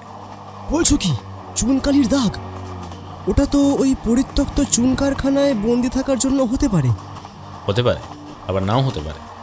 লজিক দুদিকেই খাটানো যায়, তবে আসল সত্যিটা জানতে গেলে আমাদের আরও একটু অপেক্ষা করতে হবে। ঠিক তখনই দুজন খাকি পোশাক পরা রেলওয়ে পুলিশ এবং একজন সাদা পোশাকের অফিসার আমাদের কূপের সামনে এসে দাঁড়ালেন। অফিসার ভদ্রলোক অত্যন্ত কড়া গলায় বললেন, আপনাদের টিকিট আর লাগেজগুলো একটু দেখান। ওপর থেকে বিশেষ নির্দেশ আছে, ওড়িশা ঢোকার আগে এই ট্রেনের প্রতিটা ফার্স্ট ক্লাস কূপ ভালো করে তল্লাশি করা হবে। মীনাক্ষী দেবী ওপাশের কূপ থেকে চমকে উঠে দাঁড়ালেন। তল্লাশি? কেন? আমরা তো সাধারণ যাত্রী। খবর আছে মহাশয়া, হায়দ্রাবাদ থেকে একটা বড় চোরাচালান চক্রের মাল দীর্ঘদিন ধরেই বাসে ট্রেনে পাচার হচ্ছে, তাই আমাদের তো ডিউটি করতেই হবে। এই বলে তিনি মীনাক্ষী দেবীর কোলের ব্যাগটার দিকে হাত বাড়াতে গেলেন। তখনই মীনাক্ষী দেবী বললেন, আমরা কিন্তু ব্যোমকেশ বক্সির সাথে এসেছি। মীনাক্ষী দেবী আচমকা ব্যোমকেশের নামটা কেন নিল বুঝতে পারলাম না। তবে ওর কথা শুনে আমি কিছু বলবার আগেই ব্যোমকেশ কূপের দরজা দিয়ে মুখ বাড়িয়ে বলল, নমস্কার অফিসার, আমি কলকাতা থেকে আসছি। নাম ব্যোমকেশ বক্সি। ব্যোমকেশ বক্সি নামটা শুনতেই অফিসার ভদ্রলোক এক পা পিছিয়ে এলেন। ওর মুখের কড়া ভাবটা মুহূর্তে শ্রদ্ধায় বদলে গেল। আরে বক্সি বাবু, আপনি এই ট্রেনে? আমরা তো জানতামই না। হ্যাঁ, হায়দ্রাবাদে সেমিনারে এসেছিলাম। আর ওপাশের কূপে যারা আছেন তারা আমার অত্যন্ত পরিচিত। ভদ্রলোকের ওপর একটা বড় দুর্ঘটনা গেছে, ওনার শরীর খুব খারাপ। যদি দয়া করে... না না, বক্সিবাবু যখন সাথে আছেন তখন আর তল্লাশির কোনো প্রশ্নই ওঠে না। আপনি তো আমাদের ডিপার্টমেন্টেরই গর্ব। আপনারা নিশ্চিন্তে যাত্রা করুন। জয় হিন্দ। পুলিশের দলটি মীনাক্ষী দেবীর ব্যাগে হাত না দিয়েই করিডোর ধরে আগে বেরিয়ে গেল। আমি দেখলাম মীনাক্ষী দেবী পেছনের বার্থে প্রায় ধপ করে বসে পড়লেন। ওনার কপাল বেয়ে ঘাম ঝরছে। তিনি ব্যোমকেশের দিকে তাকিয়ে হাত জোড় করে বললেন, ব্যোমকেশবাবু, আপনি আজ আমাদেরকে বাঁচালেন, নইলে এই পুলিশগুলো যা হয়রানি করতো আমার স্বামীর এই শরীর নিয়ে। আরে ধন্যবাদ কিসের মীনাক্ষী দেবী, এ তো আমার কর্তব্য। পুলিশ চলে যাওয়ার পর ট্রেন একটা বড় জংশন স্টেশন এসে থামল। সম্ভবত ওটা অন্ধ্রপ্রদেশের শেষ বড় স্টেশন। ট্রেন থামতেই ব্যোমকেশ উঠে দাঁড়ালো। অজিত, তুমি কূপে বসো, আমি একটু প্ল্যাটফর্ম থেকে ঘুরে আসছি। একটু জলের ব্যবস্থা করা দরকার। আমি যাব? না, তুমি মীনাক্ষী দেবীদের ওপর একটু নজর রাখো, আমি একাই আসছি। এই বলে ব্যোমকেশ চট করে ট্রেন থেকে নেমে গেল। তখন প্ল্যাটফর্মে বেশ ভিড়।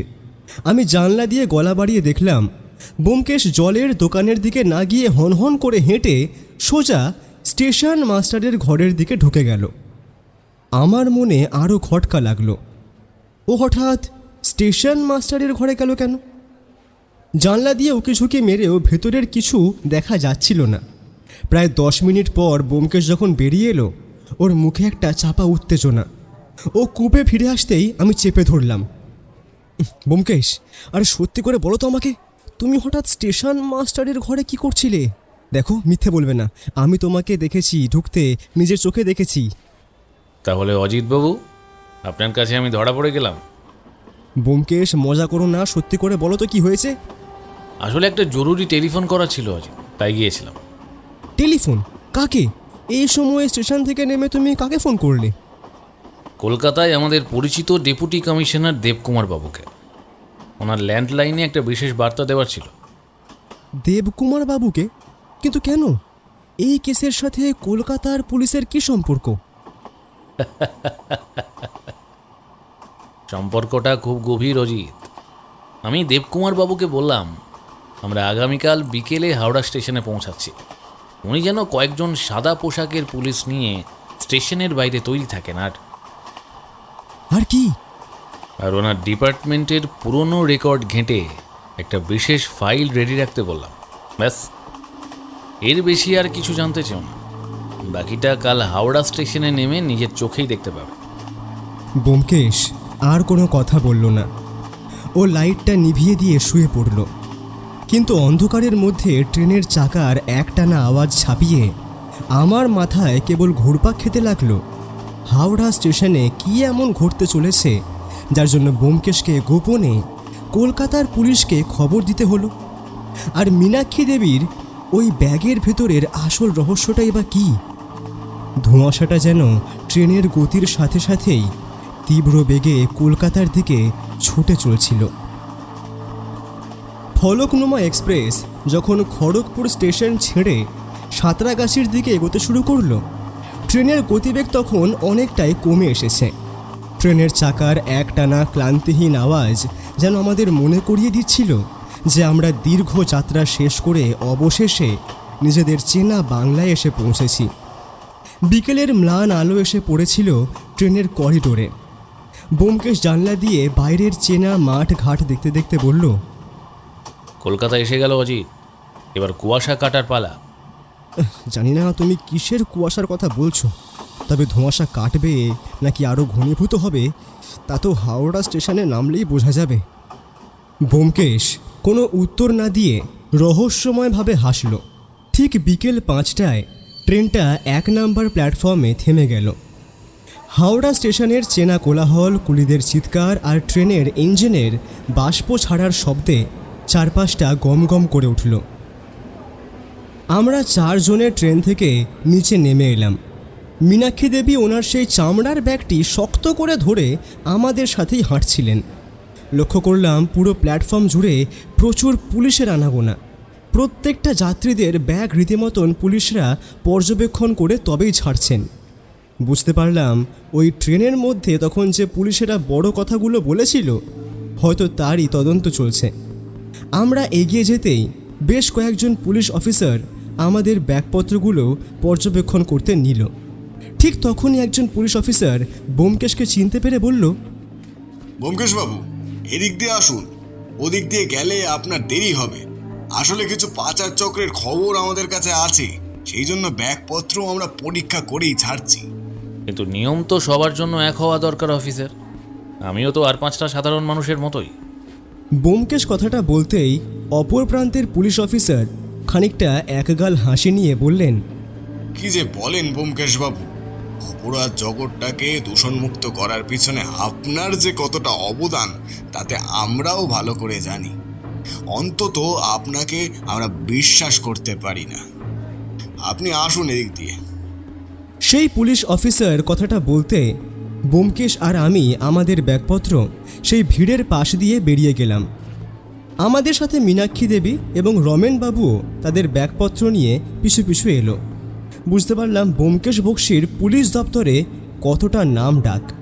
তবে একটা জিনিস খুব ভালো করে লক্ষ্য করলাম যে আমাদের পাশাপাশি কিন্তু আমাদের সঙ্গীদেরও আর ব্যাগ পর্যবেক্ষণ করাতে হলো না।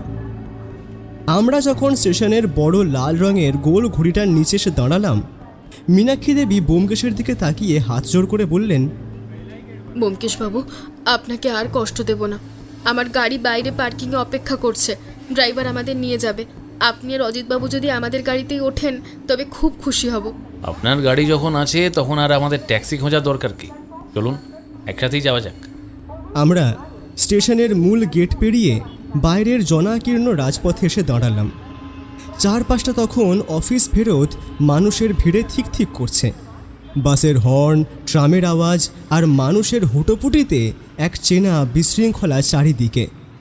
মীনাক্ষী দেবীর ড্রাইভার ভিড় ঠেলে এগিয়ে এসে ওনার হাতের লাগেজগুলো নিতে গেল। রমেনবাবু আর মীনাক্ষী দেবী আমাদের ঠিক 2 পা আগে হাঁটছিলেন। ঠিক তখনই ঘটল সেই মারাত্মক ঘটনা। জনাকীর্ণ ভিড়ের মধ্যে থেকে হঠাৎ একটা তীব্র তীক্ষ্ণ ধাতব শব্দ হলো। মুহূর্তের জন্য আমাদের চারপাশের চেনা কোলাহল স্তব্ধ হয়ে গেল। পরক্ষণে আমি দেখলাম মীনাক্ষী দেবীর ঠিক পাশে দাঁড়িয়ে থাকা রমেনবাবুর এক হাত দিয়ে নিজের বুকটা চেপে ধরলেন। ওনার মুখ থেকে একটা গোঙানির শব্দ বেরোনোর আগেই উনি সপাং করে পিচ রাস্তার ওপর আছড়ে পড়লেন। ওনার বুকের ক্ষত থেকে রক্তে ভাসতে লাগলো চারপাশ। ওগো ওগো, কি হলো গো? এই এই কথা বলো না। ওগো, এই কি হলো তোমার? কি হলো, কথা বলো। মীনাক্ষী দেবী এক ভয়ানক চিৎকার করে ওনার ওপর আছড়ে পড়লেন। চারপাশে নিমেষের মধ্যে হুড়োহুড়ি আর হট্টগোল শুরু হয়ে গেল। মানুষজন ভয়ে এদিক ওদিক ছুটতে লাগলেন। আমি হতভম্ব হয়ে দাঁড়িয়ে রইলাম। এই চরম চিৎকার, চেঁচামেচি আর মানুষের ধাক্কাধাক্কির মধ্যে মীনাক্ষী দেবীও ভিড়ের চাপে মাটিতে পড়ে গেলেন। ব্যোমকেশ চট করে এগিয়ে গিয়ে মীনাক্ষী দেবীকে টেনে তুলল। চারপাশের সেই অবর্ণনীয় বিশৃঙ্খলা আর হুড়োহুড়ির মাঝেই হঠাৎ মীনাক্ষী দেবী আরও জোরে চিৎকার করে উঠলেন, কি? আমার ব্যাগ, আমার চামড়ার ব্যাগটা কোথায় গেল? কেউ ছিনতাই করে নিল। আমার সব শেষ হয়ে গেল, আমার ব্যাগ। আমি তাকালাম চারিদিকে, কিন্তু সেই জনসমুদ্রের মধ্যে কাকে কে ধাক্কা মারছে আর কে বা ব্যাগ নিয়ে পালালো তা বুঝবার এখন কোনো উপায় ছিল না। রমেনবাবুর রক্তাক্ত নিথর দেহটা মাটিতে পড়ে রইল, আর মীনাক্ষী দেবীর সেই মহামূল্যবান চামড়ার ব্যাগটাও মুহূর্তের মধ্যেই হাওয়া হয়ে গেল। ঠিক তখনই ভিড় ঠেলে কয়েকজন সাদা পোশাকের পুলিশকর্মী এবং আমাদের পরিচিত অফিসার দেবকুমারবাবু ছুটে এলেন। তিনি নিচু হয়ে রমেনবাবুর নাড়ি পরীক্ষা করে ব্যোমকেশের দিকে তাকিয়ে মাথা নাড়লেন। সব শেষ ব্যোমকেশবাবু, স্পট ডেড। গুলিটা একদম বুক ফুঁড়ে ভেতরে চলে গেছে। মীনাক্ষী দেবী তখন ওনার রক্তাক্ত দেহের পাশে বসে বুক চাপড়ে কাঁদছেন। ওরা ওকে মেরেই ফেললো। চুন কারখানায় সেই ডাকাতগুলো আমাদের পিছু ছাড়েনি। ওরা আমার স্বামীকে কেড়ে নিল, আমার টাকা পয়সার ব্যাগটাও কেড়ে নিয়ে পালালো। দেবকুমার বাবু পুলিশ কর্মীদের নির্দেশ দিলেন বডিটা হাসপাতালে পাঠানোর জন্য এবং মীনাক্ষী দেবীকে শান্ত করে আমাদের সবাইকে গাড়িতে তুলে জিজ্ঞাসাবাদের জন্য স্থানীয় থানায় নিয়ে আসার ব্যবস্থা করলেন।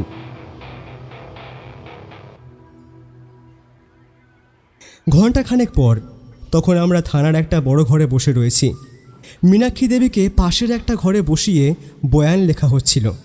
তিনি কান্নাকাটি করে পুলিশকে বারবার বলছিলেন যে চুন কারখানায় অপহরণকারীদের কথা না শুনে কলকাতায় আসার ফলেই এই খুন আর লুঠের ঘটনা ঘটেছে। জিজ্ঞাসাবাদ এবং প্রাথমিক বয়ান লেখা শেষ হলে দেবকুমার বাবু মীনাক্ষী দেবীকে বললেন, দেখুন মীনাক্ষী দেবী, আপনার মানসিক অবস্থা আমরা বুঝতে পারছি। আজ রাতটা আপনি বাড়ি যান। আপনার সুরক্ষার জন্য আমরা দুজন পুলিশ আপনার বাড়ির বাইরে রাখছি। কাল সকালে আপনাকে আবার আসতে হতে পারে। মীনাক্ষী দেবী কোনো রকম কোনো কথার উত্তর না দিয়ে ওনার ড্রাইভারের সাথে থানার বাইরে বেরিয়ে গেলেন। ওনার চোখে মুখে তখনও কান্নার ছাপ, কিন্তু এক অদ্ভুত তাড়া ছিল ঘর থেকে বেরোনোর। ব্যোমকেশ জানলার ধারে দাঁড়িয়ে দেওয়ালের দিকে তাকিয়ে গভীর চিন্তায় মগ্ন। ওর মুখে কোনো কথা নেই, কেবল ডান হাতের আঙুলগুলো টেবিলের ওপর একটা নির্দিষ্ট ছন্দের টোকা মারছে। ওর এই গভীর নীরবতা দেখে আমার ভেতরের এতক্ষণের চেপে রাখা প্রশ্ন আর যুক্তিগুলো রাগের আকারে ফেটে পড়ল এবার। আমি টেবিল চাপড়ে ব্যোমকেশের সামনে গিয়ে দাঁড়ালাম। ওর ধ্যান ভাঙিয়ে বললাম, ব্যোমকেশ, তুমি এমন করে পাথরের মতন চুপ করে বসে আসো কেন? হ্যাঁ, তুমি কি বুঝতে পারছো যে তোমার চোখের সামনে কি ঘটে গেল? তুমি তো সব সময় যুক্তির কথা বলো, এবার নিজের ক্ষেত্রে তোমার সেই যুক্তি গেল কোথায়? ব্যোমকেশ ধীর চোখে আমার দিকে তাকালো। কোন যুক্তির কথা বলছো অজিত? আহা, ভেবে দেখো, মীনাক্ষী দেবী বলছেন ওই অপহরণকারীরা খুন করেছে আর ব্যাগ লুট করে নিয়ে পালিয়েছে, কিন্তু আমার অভিজ্ঞ মন বলছে এটা কোনোভাবেই ওই হায়দ্রাবাদের অপহরণকারীদের কাজ হতে পারে না। কেন বলো তো? তোমার এই ধারণার পেছনে কি যুক্তি আছে? প্রথম যুক্তি, অপরাধীরা তো ওড়িশার রেলওয়ে চেকিং পার হওয়ার আগেই চুন কারখানায় বসে 50,000 টাকা পুরো বুঝে পেয়েছিল। মীনাক্ষী দেবী নিজেই তো টাকাটা লণ্ঠনের পাশে রেখে এসেছিলেন। তাহলে টাকা পাওয়ার পর জিম্মিকে অক্ষত মুক্ত করে দেওয়ার পর কেন সেই ডাকাত দল আবার এত দূর তাড়া করে কলকাতায় আসবে শুধুমাত্র একটা মানুষকে খুন করতে, আর সেই টাকাটাই বা আবার নতুন করে চুরি করতে? তুমি বলো, এটা লজিক কোনো? টাকা যখন পেয়ে গিয়েছে তখন এই খুনের মোটিভটা কি? চমৎকার প্রশ্ন। দ্বিতীয় যুক্তিটা কি? যুক্তি নাম্বার 2 আরও মারাত্মক ব্যোমকেশ, আরও মারাত্মক। আমরা কোন ট্রেনে ফিরছি, কখন নামছি হাওড়া স্টেশনে, আর ঠিক কোন রাস্তা দিয়ে বাইরে বেরোচ্ছি, এই নিখুঁত গতিবিধি ওই ভিন রাজ্যের অজ্ঞাত পরিচয় শয়তানরা জানলো কেমন করে?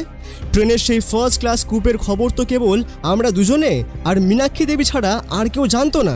তাহলে আততায়ী ঠিক 5টার সময় ওই নির্দিষ্ট গেটের বাইরে বন্দুক হাতে দাঁড়ালো কেমন করে? এর একটাই মানে হয় ব্যোমকেশ, আমাদের গতিবিধির খবর আগে থেকে কেউ জানতো এবং এই খুন আর ব্যাগ চুরি হওয়ার ঘটনা পুরোটাই একটা মস্ত বড় সাজানো নাটক ব্যোমকেশ। আমার এই অকাট্য যুক্তিগুলো শুনে দেবকুমার বাবুও সোজা হয়ে বসলেন। অজিত বাবুর প্রশ্নগুলো কিন্তু ফেলে দেওয়ার মতো নয় ব্যোমকেশ বাবু। টাকা পেয়ে যাওয়ার পরও খুনের এই পরিকল্পনা এবং এত নিখুঁত টাইমিং, এর পেছনে গভীর কোনো রহস্য আছে। ব্যোমকেশ জানলা থেকে সরে এসে টেবিলের সামনে দাঁড়ালো। আমার দিকে তাকিয়ে রহস্যময় হাসি দিয়ে বলল, অজিত, আজ তোমার বুদ্ধি আর যুক্তি দেখে আমি সত্যিই অভিভূত। তুমি যে দুটো প্রশ্ন তুলেছ ওগুলোই এই পুরো অন্ধকারের ভেতরের আসল আলোর পথ দেখাচ্ছে। তবে আততায়ী কার লোক আর কাকে চিরকালের মতো সরাবার জন্য এই গুলিটা চলল, সেটার হিসেব মিলবে আগামীকাল সকালে। ঠিক তখনই টেবিলের ওপর রাখা থানার ল্যান্ডলাইন টেলিফোনটা তীব্র শব্দে বেজে উঠল। দেবকুমার বাবু ফোনটা তুলে কানে দিলেন। ওপাশ থেকে কিছু একটা শুনেই ওনার চোখ দুটো বড় বড় হয়ে গেল। তিনি ফোনটা নামিয়ে ব্যোমকেশের দিকে তাকিয়ে উত্তেজিত গলায় বললেন, ব্যোমকেশ বাবু, মারাত্মক কাণ্ড ঘটেছে। মীনাক্ষী সিংহের বাড়ির পাহারায় যে দুজন কনস্টেবলকে পাঠানো হয়েছিল তারা ওখান থেকে ফোন করেছে। মীনাক্ষী দেবী বাড়ি পৌঁছানোর 10 মিনিটের মধ্যেই পেছনের দরজা দিয়ে লুকিয়ে অন্য একটি গাড়িতে চেপে পালিয়ে গেছেন। পুলিশ ওর পিছু নেওয়ার চেষ্টা করেছিল, কিন্তু অন্ধকারের মধ্যে ওর গাড়িটা উধাও হয়ে গেছে। বলছেন কি আপনি? মীনাক্ষী দেবী পালিয়ে গেছেন? স্বামী খুন হওয়ার পর একটা ভদ্রমহিলা এমন করে পালিয়ে গেল কোথায়? ব্যোমকেশ কিন্তু একটু অবাক হলো না। ওর মুখে বরং একটা গভীর স্বস্তির রেখা ফুটে উঠল। পালাবেন না তো আর কি করবেন অজিত? শিকার তো নিজেই পা বাড়িয়ে খাঁচার দিকে এগিয়ে চলেছে। মীনাক্ষী দেবী ভাবছেন ওনার পরিকল্পনা সফল হয়েছে। উনি এখন সোজা ওনার প্রেমিকের গোপন আস্তানায় যাচ্ছেন, যেখানে ওনার ধারণা অনুযায়ী সেই চুরি যাওয়া ব্যাগ, হিরে আর 50,000 টাকা পৌঁছানোর কথা ছিল। প্রেমিকের আস্তানায়? কিন্তু ব্যাগটা তো ভিড়ের মধ্যে চুরি হয়ে গিয়েছে ব্যোমকেশ। ওটা পাবে কোথায় ও? ব্যোমকেশ দেবকুমার বাবুর দিকে তাকিয়ে এক অদ্ভুত চতুর হাসি হাসল। সেটাই তো মীনাক্ষী দেবীর জীবনের সবচেয়ে বড় ভুল অজিত। ও জানতো না যে যে চালটা ও চাল ছিল, সেই চালের সন্দেহটা অনেক আগেই আমার মনের ভেতরে দানা বেঁধেছে। দেবকুমার বাবু, আপনার গাড়িটা বের করুন। মীনাক্ষী দেবী যেখানে যাচ্ছেন আমাদেরও ঠিক সেইখানেই পৌঁছাতে হবে। নাটকের শেষ দৃশ্যটা ওখানেই অভিনীত হবে। ব্যোমকেশ হনহন করে থানার বাইরে বেরিয়ে গেল, আর আমি একরাশ বিস্ময় আর উত্তেজনা বুকে নিয়ে ওর পেছন পেছন ছুটলাম। থানার বাইরে তখনও ইলশে গুঁড়ি বৃষ্টি পড়ছিল। দেবকুমার বাবুর সরকারি কালো গাড়িটা যখন তীব্র গতিতে সেন্ট্রাল অ্যাভিনিউয়ের দিকে ছুটতে শুরু করলো, ভেতরের থমথমে নীরবতা ভাঙার জন্য আমি আর নিজেকে ধরে রাখতে পারলাম না। গাড়ির জানলা দিয়ে বাইরের ল্যাম্পপোস্টের আবছা আলো এসে পড়ছিল ব্যোমকেশের শান্ত মুখের ওপর। ও এক মনে সিগারেটটা টানছিল, যেন একটু আগের সেই রক্তক্ষয়ী হত্যাকাণ্ড ওর মনে কোনো রেখাপাতই করেনি। ব্যোমকেশ, এবার তো অন্তত তোমার ওই রহস্যের চাদরটা খোলো। মীনাক্ষী দেবী নিজের বাড়ি থেকে পেছনের দরজা দিয়ে পালিয়ে গেলেন, আর তুমি দেবকুমার বাবুকে বলছো যে সোজা গাড়ি হ্যারিসন রোডের দিকে ছোটাতে। তুমি কি অন্তর্যামী, নাকি মীনাক্ষী দেবী পালাবার আগে তোমার কানে কানে ওনার ওই নতুন ঠিকানাখানা বলে দিয়ে গিয়েছিলেন? কলকাতার এই বিশাল জনসমুদ্রে একটা অপরাধী মহিলা ঠিক কোথায় গিয়ে লুকোবে তা তুমি এই গাড়িতে বসে যে কেমন করে অনুমান করছো আমাকে বোঝাবে একটু? ব্যোমকেশ জানলার দিকে তাকিয়ে মৃদু হাসল। অজিত, সত্য কখনো এমনি এমনি উন্মোচিত হয় না। তার জন্য তদন্ত, অভিজ্ঞতা আর বিচক্ষণতার প্রয়োজন। তোমার মনে আছে হায়দ্রাবাদের হাসপাতালে যখন আমরা রমেনবাবুকে দেখতে গিয়েছিলাম, তখন আমি একটু আসছি বলে যাওয়ার নাম করে বেশ কিছুক্ষণ ওপরেই রয়ে গিয়েছিলাম? হ্যাঁ, মনে আছে। আমি ওপরে গিয়ে তোমাকে নার্সের সঙ্গে ফিসফিস করে কথা বলতে আর একটা ফাইল দেখতে দেখেছিলাম, কিন্তু তুমি তো তখন আমাকে কিছু বলোনি। বলিনি, কারণ তখনও সমস্ত অনুমান সঠিক না ভুল তার কোনো তথ্যই আমার হাতে আসেনি। সেই নার্স, যার নাম মার্গারেট, আমাকে দুটো অত্যন্ত মূল্যবান তথ্য দিয়েছিলেন।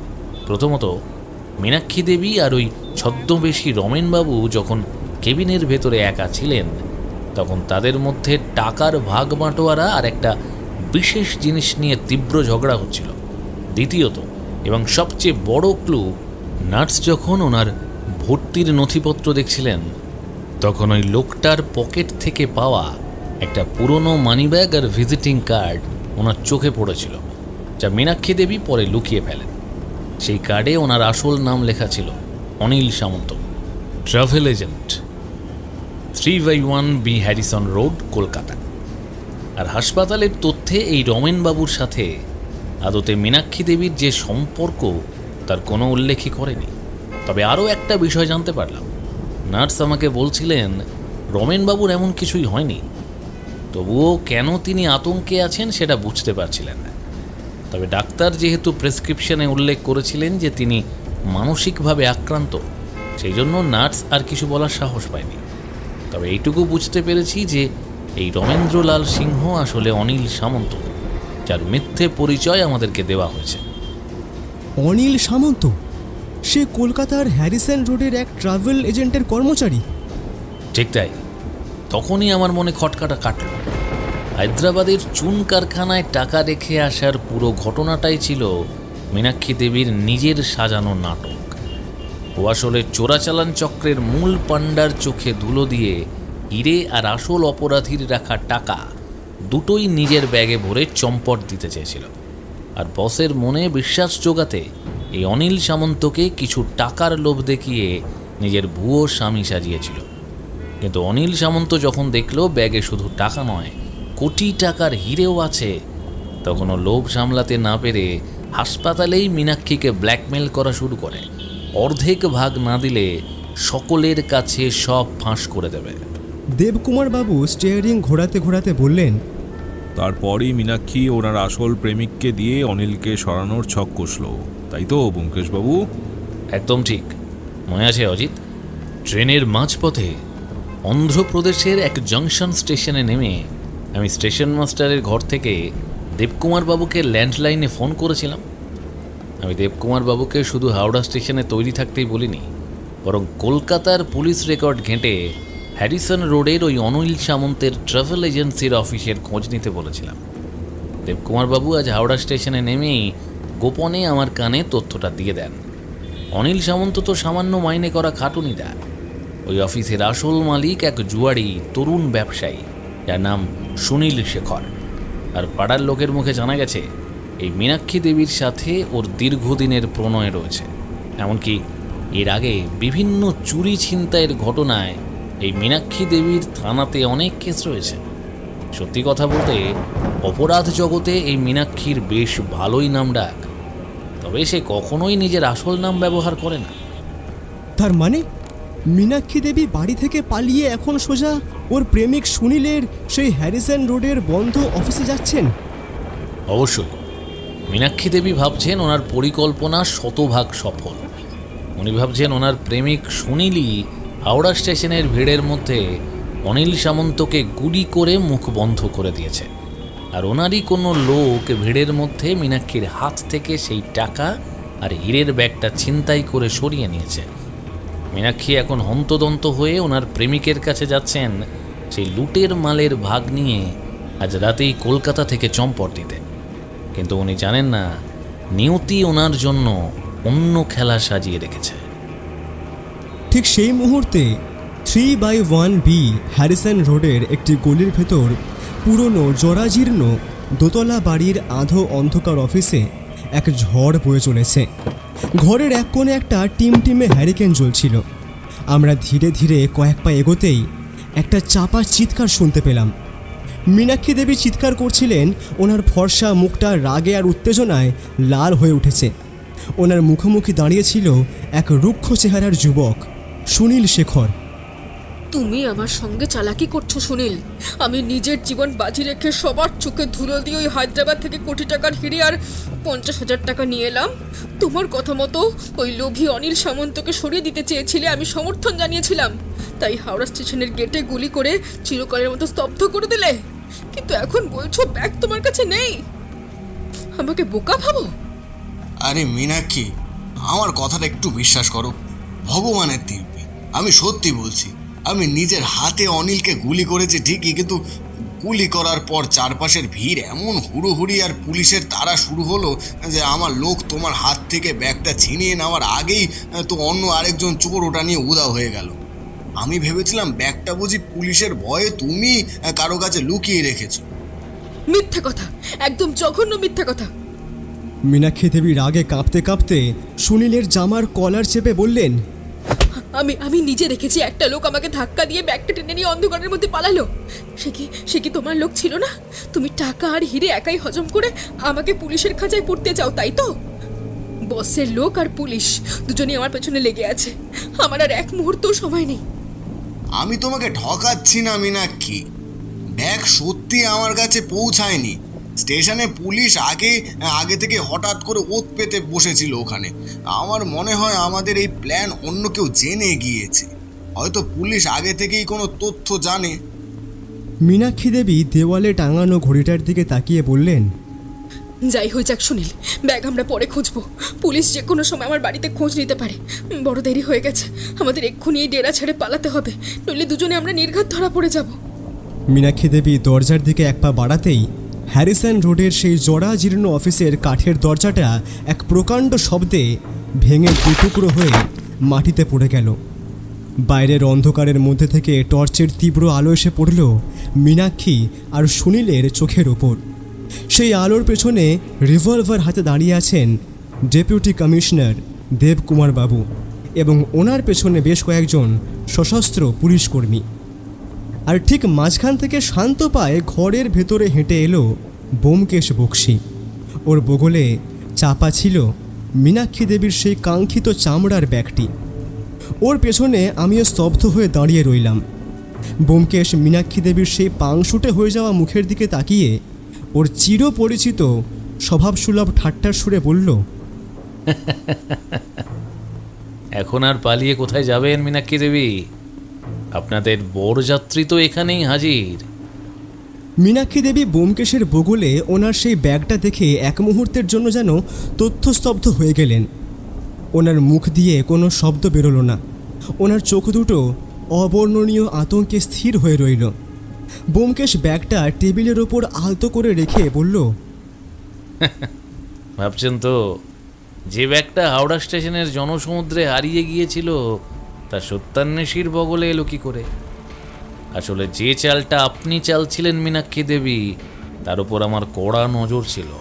হাওড়া স্টেশনের ভিড়ের মধ্যে যে লোকটা আপনাকে ধাক্কা মেরে ব্যাগটা তুলে নিয়ে চম্পট দিয়েছিল, সে কোনো সাধারণ চোর ছিল না। সে ছিল দেবকুমার বাবুর পাঠানো সাদা পোশাকের খাস পুলিশ কর্মী। আপনার চুরির মালের নিরাপদ বাহক ব্যোমকেশ বক্সী না হলেও সেই মাল যে নিরাপদে আমাদের কাছেই পৌঁছাবে তা আমি আগেই ঠিক করে রেখেছিলাম। ঘরের টিমটিমে হ্যারিকেনের আলোয় মীনাক্ষী দেবী আর সুনীল শেখর তখন একে অপরের দিকে চেয়ে এক চরম পরাজয়ের স্তব্ধতায় ডুবে গেলেন। হ্যারিসন রোডের সেই অন্ধকার ঘর থেকে মীনাক্ষী দেবী এবং সুনীল শেখরকে গ্রেফতার করে যখন হ্যারিসন রোড ফাঁড়ি হয়ে সোজা পুলিশ সদর দপ্তরে নিয়ে আসা হলো, তখন ভোরের আলো ফুটতে আর মাত্র বাকি ঘণ্টাখানেক। দেবকুমার বাবুর অফিসের বড় টেবিলটার ওপর রাখা সেই চামড়ার ব্যাগটা এবার খোলা হয়েছে। তার ভেতর থেকে বেরিয়ে এসেছে তাড়া তাড়া নোটের বান্ডিল আর একটা ছোট্ট কৌটো, যার ঢাকনা খুলতেই ভেতরের মহামূল্যবান রত্নগুলো আলোর ঝিলিক দিয়ে উঠল। মীনাক্ষী দেবী তখন টেবিলের ওপাশের চেয়ারে কাঠের মতন নির্বাক হয়ে বসে রয়েছেন। ওনার চোখে এখন এক চরম বিস্ময় আর পরাজয়ের স্তব্ধতা। ওনার ঠিক পাশেই হাতকড়া পরা অবস্থায় মাথা নিচু করে বসে আছে সুনীল শেখর। ব্যোমকেশ টেবিলের একধারে হেলান দিয়ে দাঁড়িয়ে শান্ত মুখে ওর সিগারেটটা ধরালো। ও মীনাক্ষী দেবীর দিকে তাকিয়ে অত্যন্ত ধীর গলায় বলল, মীনাক্ষী দেবী, নাটক তো শেষ হলো, এবার পর্দার পেছনের আসল কাহিনীটা আপনার মুখ থেকেই শোনা যাক। তবে তার আগে একটা কথা বলি, আপনি ভাবছেন তো যে আপনার এই নিখুঁত পরিকল্পনার কোন জায়গায় এমন ফাঁক ছিল যার জন্য ব্যোমকেশ বক্সী আপনাকে বিন্দুমাত্র বুঝতে না দিয়ে এই খাঁচায় পুরে ফেলল? মীনাক্ষী দেবী আস্তে আস্তে মাথা তুললেন। ওনার গলার স্বর বসে গিয়েছে। হ্যাঁ ব্যোমকেশ বাবু, আমি তো কোনো ভুল করিনি। আপনি যে আমার ওপর সন্দেহ করছেন তা আপনার চলন বলনে একদিনের জন্য আমি টের পাইনি। তবে আপনি জানলেন কি করে? আপনি ঘোড়াতেই ভুল করেছিলেন মীনাক্ষী দেবী। প্রথম খটকাটা লেগেছিল আপনার মুখে খবরের কাগজের বিজ্ঞাপনের কথাটা শুনে। আপনি যখন হায়দ্রাবাদের হোটেলে আমার ঘরে এসে কেঁদে পড়লেন এবং বললেন যে অপরাধীরা খবরের কাগজে আমার হায়দ্রাবাদে আসার কথা জেনেই আমাকে মধ্যস্থতাকারী বানাতে বলেছে, তখনই আমার মনের কোণে সন্দেহের বীজ বনে। কেন ব্যোমকেশ, ওতে সন্দেহের কি ছিল? কারণ আছে অজিত, কারণ আছে। আমি যখন কলকাতা থেকে হায়দ্রাবাদের ওই সেমিনারে বা কর্মশালায় যোগ দিতে আসি, তখনই আমি ওখানকার উদ্যোক্তাদের কড়া ভাষায় বলে দিয়েছিলাম যে আমার এই সফরের কথা যেন কোনোভাবেই খবরের কাগজ বা কোনো প্রচার মাধ্যমে প্রকাশ না করা হয়। আমি শান্তিতে কাজটা করতে চেয়েছিলাম।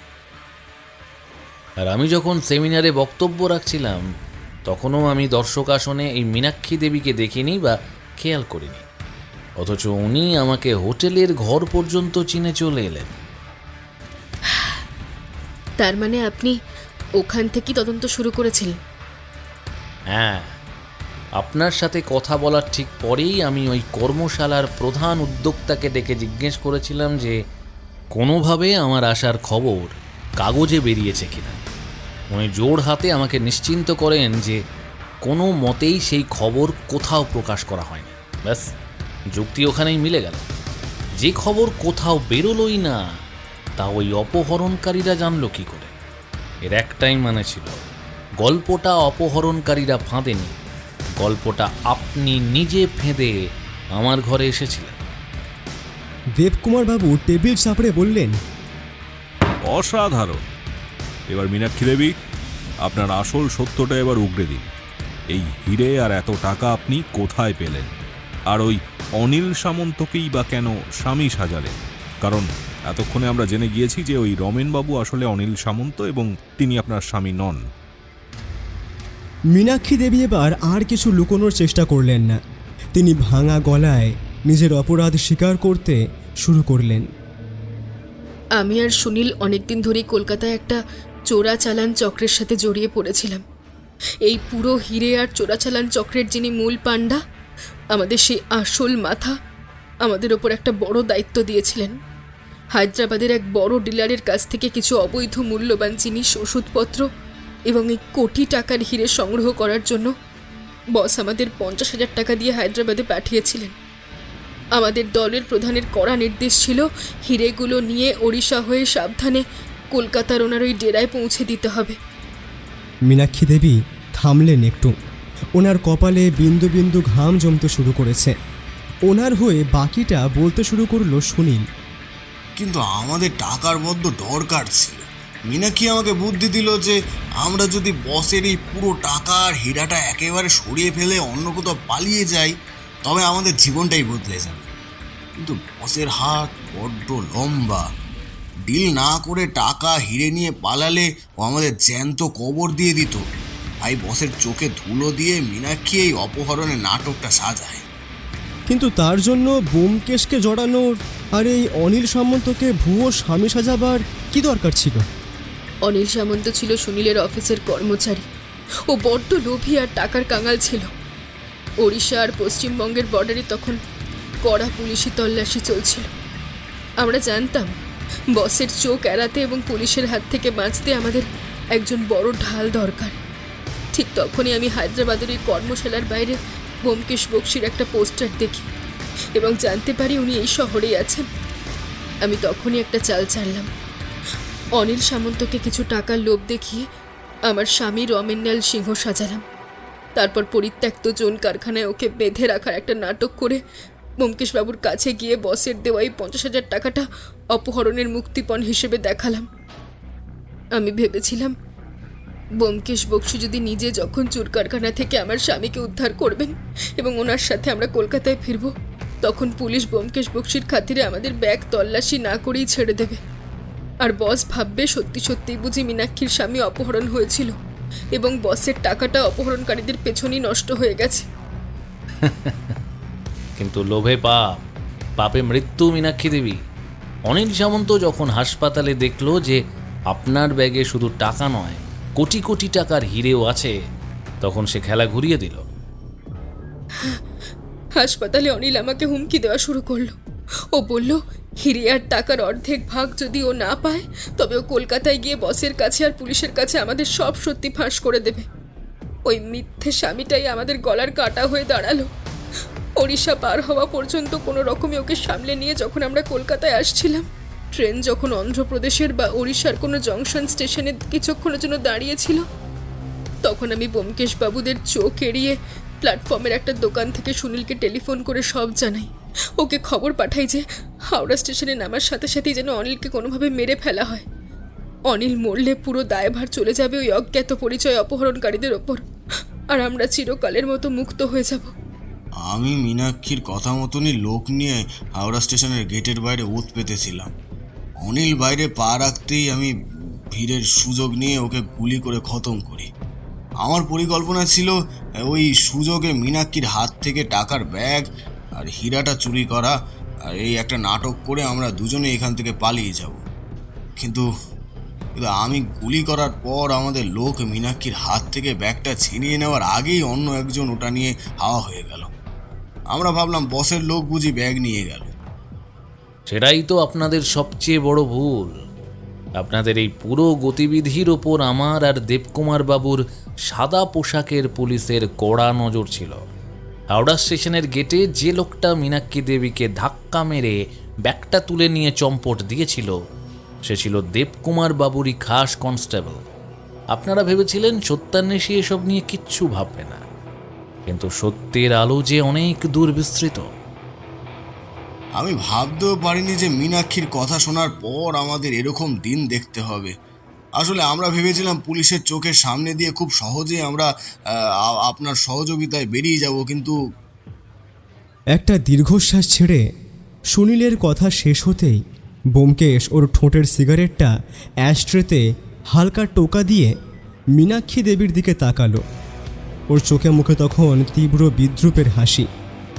ব্যোমকেশ মীনাক্ষীর চোখের দিকে সোজা তাকিয়ে বলল, ভারী চমৎকার গল্প ভেঁধেছিলেন মীনাক্ষী দেবী। হায়দ্রাবাদের হোটেলের ঘরে বসে আপনি যখন আমার সামনে চোখের জল ফেলছিলেন তখন তো আমাকে অন্য হিসাব দিয়েছিলেন। আপনি বলেছিলেন রমেনবাবুর কাপড়ের ব্যবসার জরুরি তহবিল আর হোটেলের লকার মিলিয়ে 30,000 টাকা ছিল, আর বাকি 20,000 টাকা আপনি নিজের গায়ের গয়না বন্ধক আর বিক্রি করে আজ সকালেই জোগাড় করেছেন।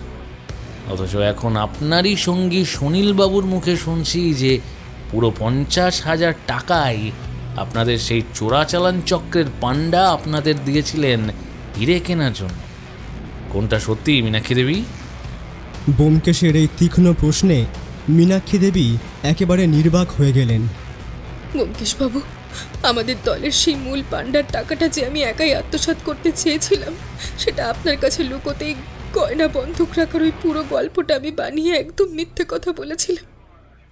আমি ভেবেছিলাম ওটা বললে আপনি একজন অসহায় স্ত্রী ভেবে আমাকে সাহায্য করতে রাজি হবেন।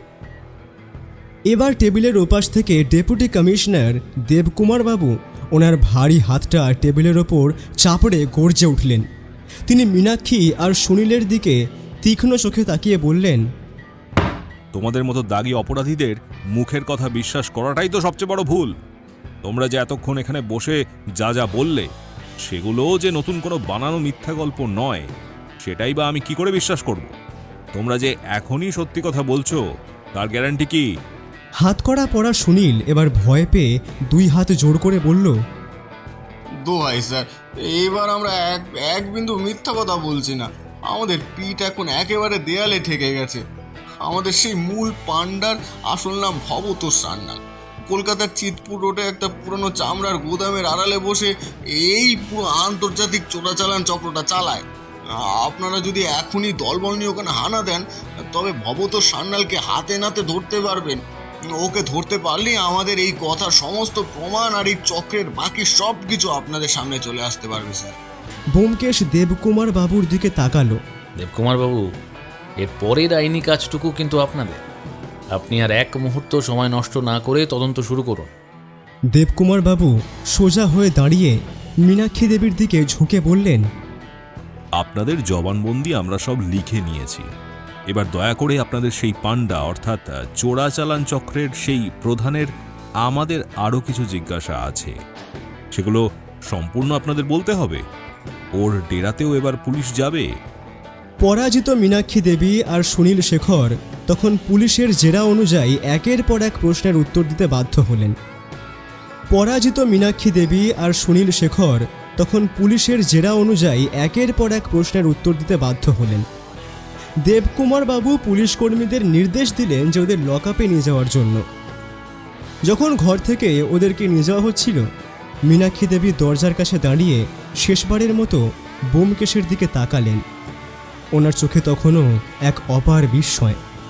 ওরা চলে যাওয়ার পর ভোরের প্রথম আলো এসে পড়ল দেবকুমার বাবুর অফিসের জানলা দিয়ে।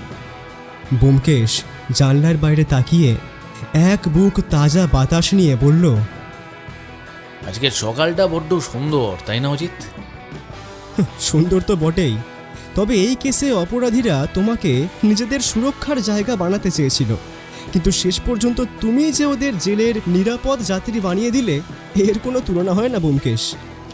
ব্যোমকেশ আবার একটা সিগারেট ধরে তাতে শুকটান দিয়ে আমার দিকে তাকিয়ে ওর সেই চিরপরিচিত মধুর হাসিটা হাসল।